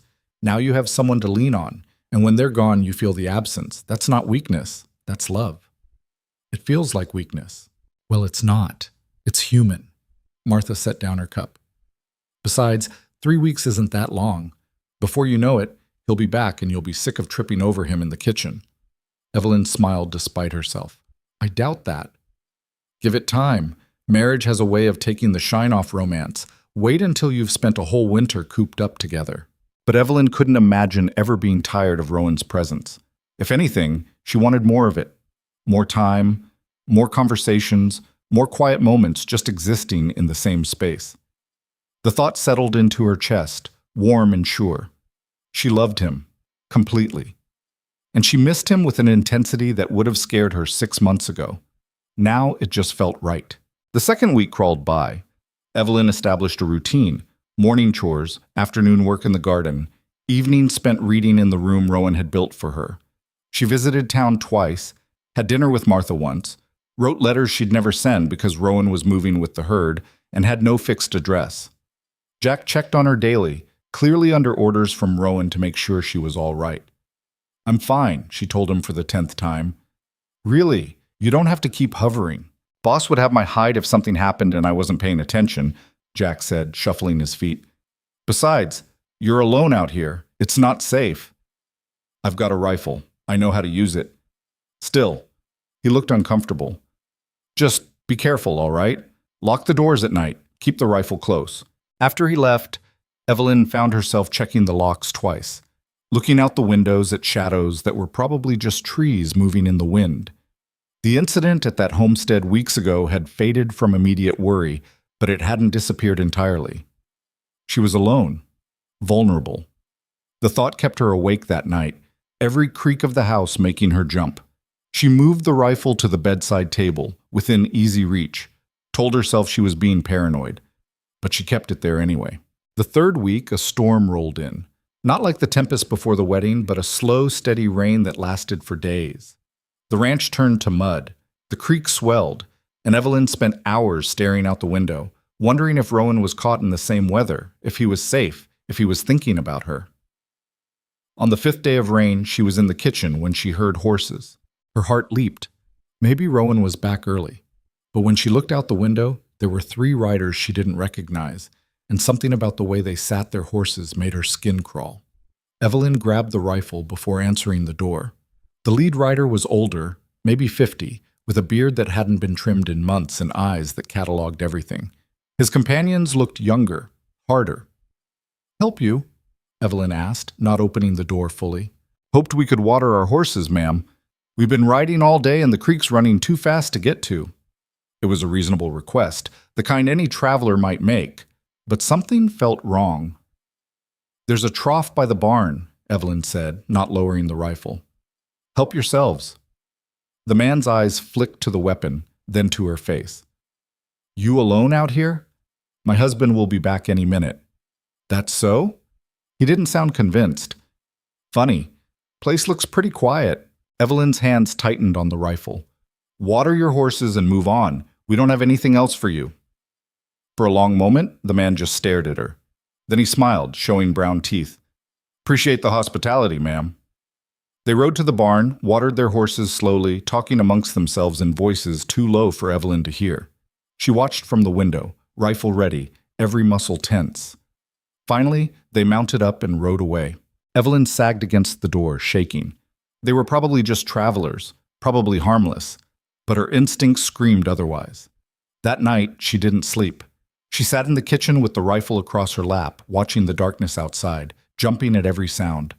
When dawn finally broke, gray and wet, she was exhausted and wired and desperate for Rowan to come home. He'd been gone 19 days, 11 more to go if his estimate was right. It felt like forever. On the 21st day, Evelyn woke to silence. The rain had stopped sometime in the night, leaving the world washed clean and dripping. She made coffee, fed the chickens, worked in the garden even though the ground was still muddy, and then around midday she heard it, hoofbeats, multiple horses. Coming fast. Evelyn's heart hammered as she grabbed the rifle and ran to the window. But this time, when she saw the riders, relief crashed over her so powerfully her knees nearly buckled. Rowan. It was Rowan, dusty and tired and whole, riding toward the house like he couldn't get there fast enough. Evelyn dropped the rifle and ran outside, not caring about the mud or the fact that she was barefoot. She hit the porch stairs at a run, and Rowan was already dismounting, already reaching for her. They collided in the yard, Evelyn launching herself at him hard enough to almost knock him over. He caught her, lifting her off the ground, and she wrapped herself around him like she'd never let go. "You're back," she said into his neck. "You're back, you're back, I'm back." His voice was rough, muffled against her hair. "I'm home." They stood there in the mud while the other hands rode past to the barn, giving them privacy. Evelyn was crying, and she didn't care. Rowan was here. He was safe. He was home. 3 weeks, she said when she could finally speak. It was supposed to be 3 weeks. It's been 21 days. "I know. I'm sorry. We had problems with the herd and then the rain." He pulled back just enough to see her face. "I missed you. Every damn day I missed you." "I missed you too." She kissed him, tasting dust and rain and relief. "Don't leave again." "Have to eventually, but not for a while." He set her down carefully, his hands framing her face. "You all right? You look... Did something happen?" She told him about the riders, about her fear and the sleepless nights, and the way every shadow had seemed like a threat. Rowan's expression darkened. "You should have had someone here with you. I should have. I was fine. I handled it." "You shouldn't have had to handle it alone." His jaw was tight. "Next time I leave, Jack stays. Or someone does. I'm not leaving you vulnerable like that again." "Rowan, no. I mean it." He pulled her close again. "I can't protect you from everything, but I can make sure you're not alone when I'm gone." Evelyn wanted to argue that she could take care of herself. But the truth was, she'd been scared, really scared. And having someone here, knowing she wasn't completely alone, that would have helped. "All right," she said quietly. "Next time. Next time." He kissed the top of her head. "Now come on. I'm filthy and exhausted, and I need food and a bath and about 12 hours of sleep. In that order? Maybe not that order. She laughed, feeling lighter than she had in 3 weeks, and led him into the house. He was home. They were together. And whatever came next, they'd face it the way they'd faced everything else. Together. Winter arrived early that year, sweeping down from the mountains with a fury that caught even the old-timers by surprise. By November, the ranch was buried under 2 feet of snow, the world reduced to white silence broken only by the wind.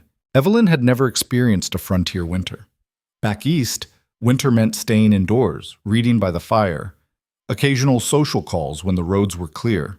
Here, winter meant survival, keeping the livestock fed, the water from freezing, the house warm enough that they didn't wake with frost on the blankets. It meant work, constant, exhausting work. I thought winter was supposed to be the quiet season, she said one morning, watching Rowan pull on 3 layers before heading out to break ice in the water troughs. Quiet doesn't mean easy. He wrapped a scarf around his neck. You sure you don't want to stay inside today? It's brutal out there. I'm coming with you. You'll need help carrying the feed. He didn't argue, just handed her his spare coat. Too big, but warmer than anything she owned.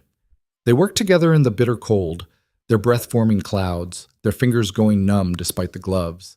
But there was something almost peaceful about it. Just the 2 of them against the elements, working in sync, no words needed. By the time they came back inside, stamping snow off their boots and stripping off the frozen layers, Evelyn's entire body ached. But it was a good ache, an earned ache. Coffee? Rowan asked, already moving toward the stove. Please. They sat at the kitchen table, warming their hands on the cups, and Evelyn realized she was happy. Bone-tired and half-frozen, but genuinely, deeply happy.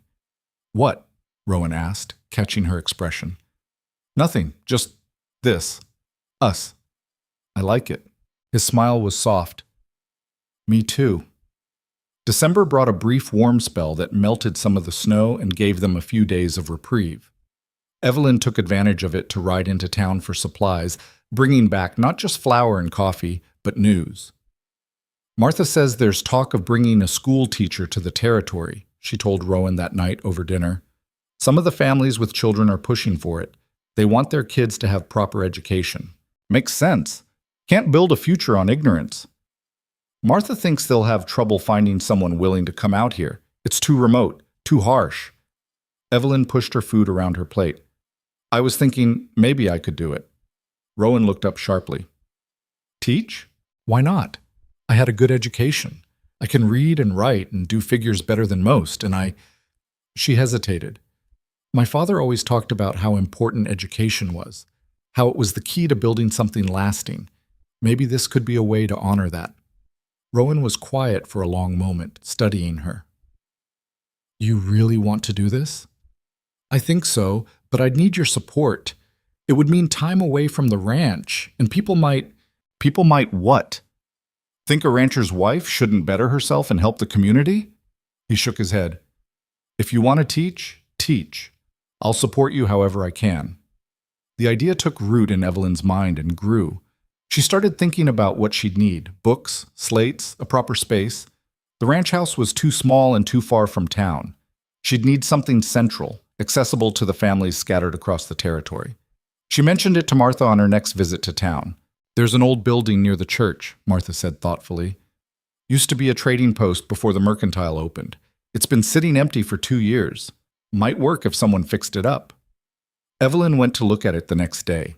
The building was small and run down, with a sagging roof and windows that had been boarded up against the weather.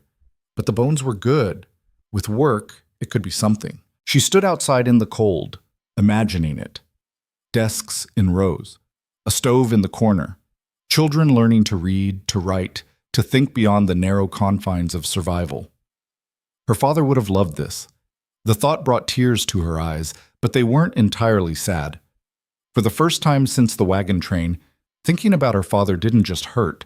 It felt like connection, like purpose. That night she told Rowan about the building. It needs a lot of work, she said. New roof, new windows, furniture. I don't even know if we can afford. We'll make it work. His tone was firm. If this is what you want to do, we'll find a way. You haven't even seen the building. Don't need to. I trust your judgment. He reached across the table and took her hand. Besides, you're right. Kids out here deserve a chance at education. If you can give them that, it's worth whatever it costs. Evelyn's throat tightened. I love you. I love you too. Now eat your dinner before it gets cold, and then we can figure out what needs doing first. They spent the winter planning. Rowan drew up plans for the repairs. Evelyn made lists of supplies, books they'd need, curriculum ideas. She wrote letters to her old teacher back east, asking for advice, for recommendations on texts. And slowly, impossibly, the idea became real. By late February, as winter began its slow retreat, work on the schoolhouse began in earnest. Rowan and the hands spent their spare time, what little there was, repairing the roof, replacing windows, reinforcing the floor. Evelyn cleaned and painted, transforming the dingy interior into something bright and welcoming. The town watched with a mixture of curiosity and skepticism. Some families were enthusiastic, already talking about sending their children. Others were doubtful that it would last, that Evelyn would stick with it once the novelty wore off. Cordelia Hayes, predictably, was vocal in her disapproval. A rancher's wife, plain schoolteacher, she said loudly enough for half the mercantile to hear. As if she's qualified to teach anyone anything, the woman barely survived her first year out here. Evelyn, who'd been standing 3 feet away examining fabric, went very still. Actually, a voice said from behind her, Mrs. Hale survived an ambush that killed her entire family, recovered from a near-fatal wound, learned to run a working ranch, and is now starting a school that will benefit every child in this territory. I'd say that makes her more qualified than most. Evelyn turned to find Sam, Rowan's foreman, standing with his arms crossed and his expression hard. Cordelia's face went red. I didn't mean... Yes, you did. Sam didn't raise his voice, but there was steel in it. You've been running your mouth about Mrs. Hale since the day she arrived. Maybe it's time you found something better to do with your energy. He tipped his hat to Evelyn and walked out, leaving Cordelia sputtering. Evelyn bought her fabric and left without a word, but outside she found Sam waiting by his horse. You didn't have to do that, she said. Yes, I did. Boss would have skinned me if I'd let her talk about you like that and said nothing. He gave her a rare smile. Besides, it's true. You've earned your place here. Some people just don't like admitting when they're wrong about someone. Evelyn's eyes stung. Thank you, Sam. Don't mention it. Now get home before Rowan starts worrying. Man's been like a nervous cat since you left this morning. Spring arrived gradually, the snow melting to reveal the brown grass beneath. The schoolhouse was nearly finished, just a few final touches remained. Evelyn had managed to acquire a dozen primers, some slates, and enough paper to start. It wasn't much, but it was enough. The grand opening was set for the first week of April. Evelyn was terrified. What if no one comes? She asked Rowan the night before, pacing their bedroom. What if I'm terrible at this? What if the kids don't listen, or the parents pull them out after a week, or... Evelyn, Rowan caught her mid-pace, pulling her against his chest. You're going to be fine. Better than fine. Those kids are lucky to have you. You have to say that.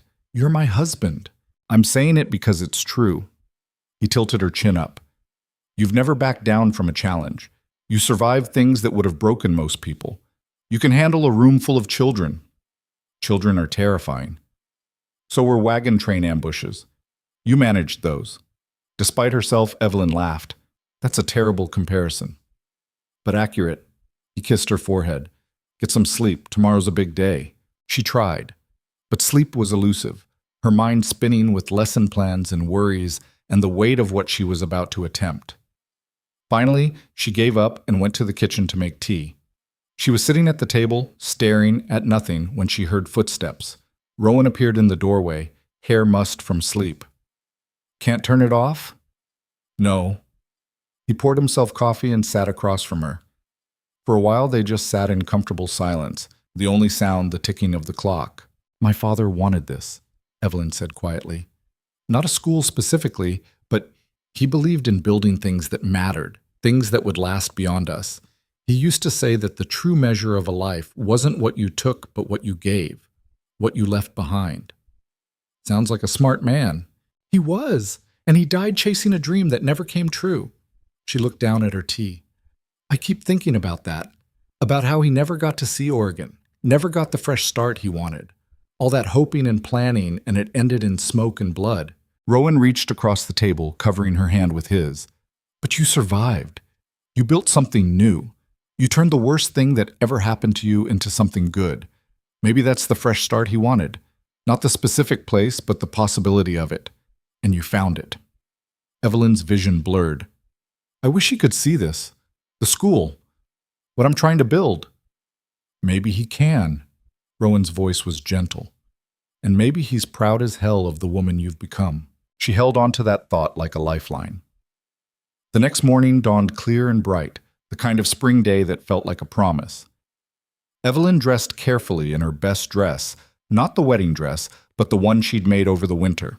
Simple, practical, suitable for a schoolteacher. When she looked in the mirror, she saw someone she barely recognized.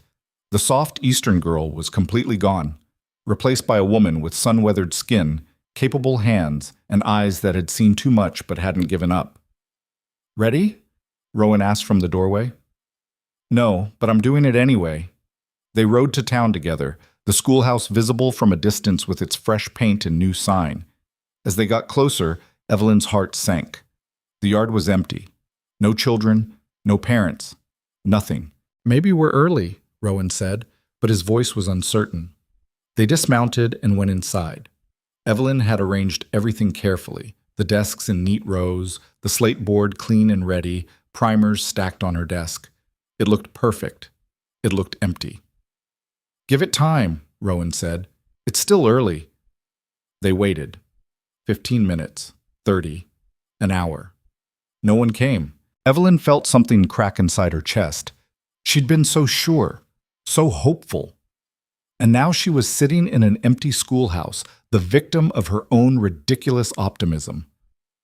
I should have known, she said quietly. People don't want their kids taught by someone like me, someone who's only been here a year, someone who… Stop, Rowan's voice was firm. This doesn't mean anything except people are scared of change.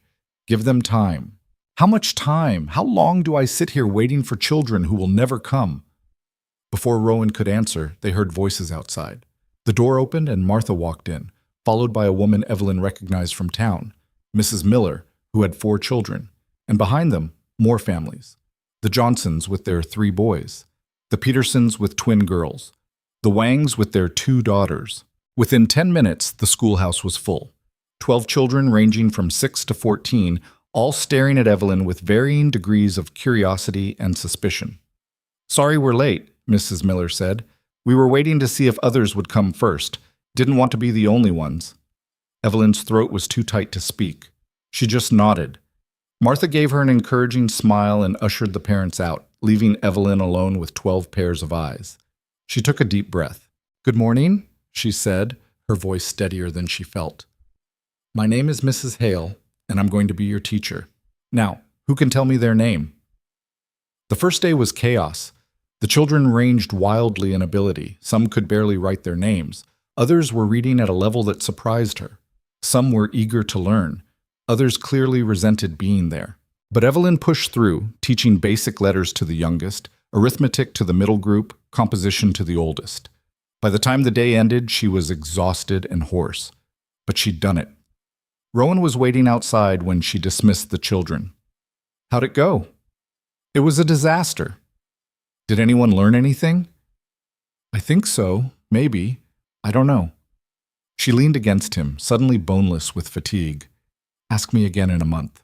The school settled into a routine over the next few weeks. Evelyn taught Monday through Friday, riding to town each morning and back each evening. It was exhausting work. Not just the teaching, but managing 12 different personalities, skill levels, and attitudes. Some days went well. The children engaged, asked questions, seemed genuinely interested. Other days she wanted to scream. Tommy Miller spent the entire afternoon shooting spitballs at Sarah Peterson, she told Rowan one evening, her voice tight with frustration. And when I confronted him, he said his father thinks school is a waste of time for ranch kids anyway. What did you say? I told him his father was welcome to come discuss it with me directly if he had concerns. She slumped in her chair. I'm not sure I'm cut out for this. You're doing fine. I'm barely keeping control. Half the time I feel like I'm drowning. Rowan pulled her into his lap, wrapping his arms around her. You know what you're doing? You're building something that didn't exist before. Of course it's hard. Of course you feel overwhelmed. But those kids are learning. You're giving them something their parents never had. What if it's not enough? It's more than enough. It's everything. She wanted to believe him. Some days she did. By summer, the school had found its rhythm. The children had settled down, or Evelyn had gotten better at managing them, probably both. She'd developed her own teaching style, mixing book learning with practical skills, taking the children outside when the weather was good to teach them about the natural world. And slowly, she saw the results. Little Mary Wang, who'd been terrified to speak in front of the class, now raised her hand eagerly. The Peterson twins were writing simple stories. Even Tommy Miller had started applying himself, though he'd never admit it. But the real transformation came in late July, when one of the older boys, 16-year-old Daniel Hayes, Cordelia's youngest son, asked if he could stay after class. I want to learn more, he said, shuffling his feet. About history. About the world beyond here. My mother says it's foolishness, that I should focus on the family business. But I want... He struggled for words. I want to know things. I want to understand. Evelyn felt something shift in her chest. This was why she was doing it. Not for the children who learned easily, but for the ones who were hungry for more. Come back tomorrow after class, she said. We'll start with the founding of the colonies and work our way forward. Daniel's face lit up. Really? Really? He became her most dedicated student, staying late 3 days a week, absorbing everything she taught him. And when Cordelia Hayes found out and stormed into the schoolhouse demanding Evelyn stop filling her son's head with nonsense, Daniel stood up to his mother. I want to learn, he said firmly. And Mrs. Hale is a good teacher. You can disapprove all you want, but I'm not stopping. Cordelia left in a fury. But Daniel stayed. After that day, Evelyn knew she'd succeeded. Not perfectly, not completely, but she'd made a difference. She'd given these children something to build on, and that was enough. The years passed in a blur of seasons. Evelyn continued teaching, watching children grow and graduate, welcoming new students each year. The school became an established part of the community, something people relied on, and the ranch thrived. Under Rowan and Evelyn's combined management, the herd grew. They bought adjacent land, expanded the operation, built a reputation for quality cattle and fair dealing. But more than that, they built a life. Their first child, a daughter they named Sarah, arrived 2 years after the school opened. She had Rowan's gray eyes and Evelyn's stubborn streak, and from the moment she drew her first breath, she had both her parents wrapped around her tiny finger. A son, Thomas, named for Evelyn's lost brother, came 2 years after that. Then another daughter, Emma. The house that had once felt empty now rang with children's laughter, with the organized chaos of a growing family. Evelyn taught during the school year and spent summers with her children, teaching them to read and write and see the world with curious eyes. Rowan was a better father than he'd probably expected to be. Patient with the children's endless questions, gentle with their fears, firm when they needed boundaries. Evelyn would sometimes catch him reading to Sarah or teaching Thomas to work with rope, and her heart would ache with how much she loved him. You look like you're about to cry, Martha observed one afternoon, watching Rowan chase all 3 children around the yard while they shrieked with delight. I'm happy. Evelyn wiped her eyes. Is that allowed? More than allowed, you've earned it. Martha squeezed her hand. Look at what you've built. This family, the school, this whole life. Your parents would be so proud. The mention of her parents still hurt, but it was different now. Less like a wound and more like a scar, permanent but no longer crippling. I hope so, Evelyn said quietly. I hope they know that I didn't waste the second chance I got, that I made something good from what they gave me. They know, Martha said with certainty. Anyone can see it.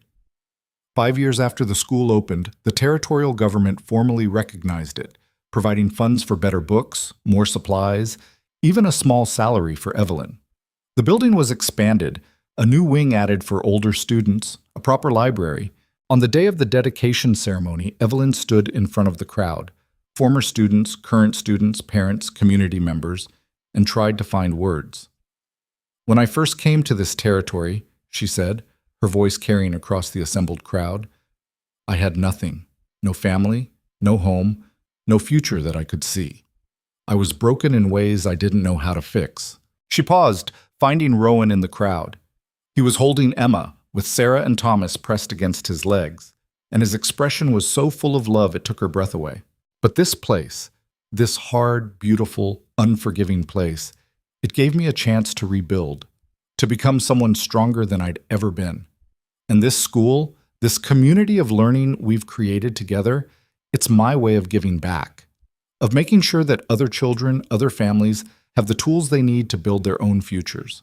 She looked around at the faces watching her. Some she'd known for years, some were new, but all of them were part of the fabric of this place, this life she'd woven from the threads of loss and survival. My father used to say that the true measure of a life wasn't what you took, but what you gave, what you left behind. Her voice strengthened. I think he was right.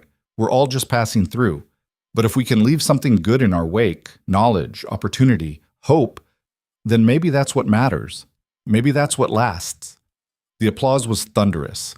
After the ceremony, as people milled around eating food and talking, Rowan found her. Good speech, he said, sliding an arm around her waist.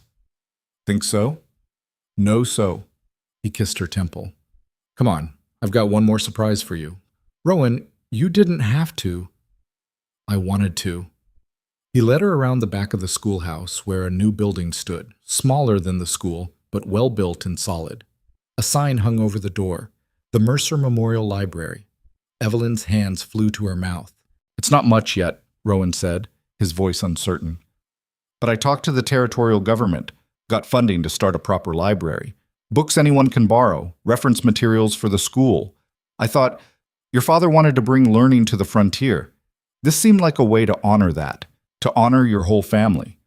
Evelyn couldn't speak, couldn't move. She just stared at the building, at her family's name carved into the wood, and felt something inside her finally, fully heal.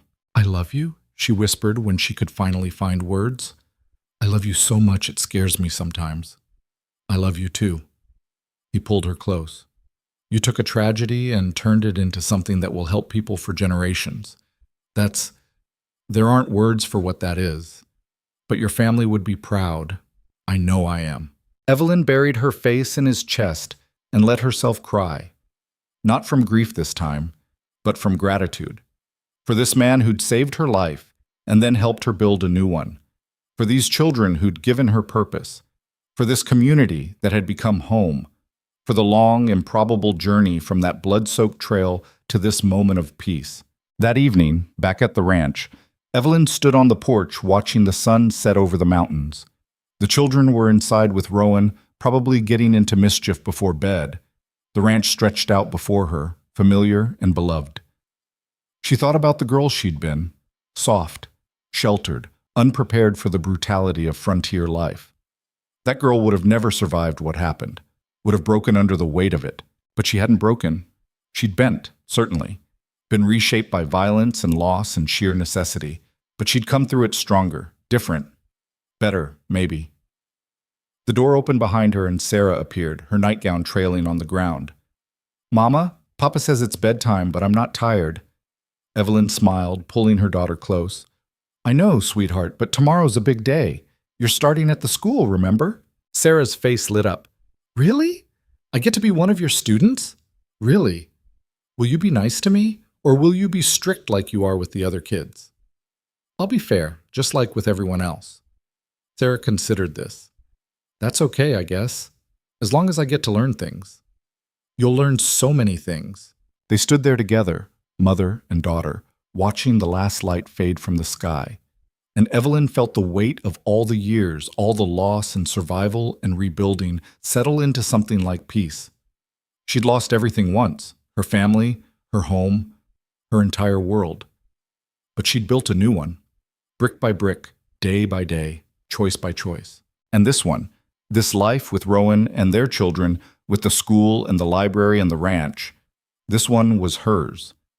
Not given by her parents or stolen by violence, but earned through her own strength and stubbornness and refusal to give up. The wilderness hadn't destroyed her.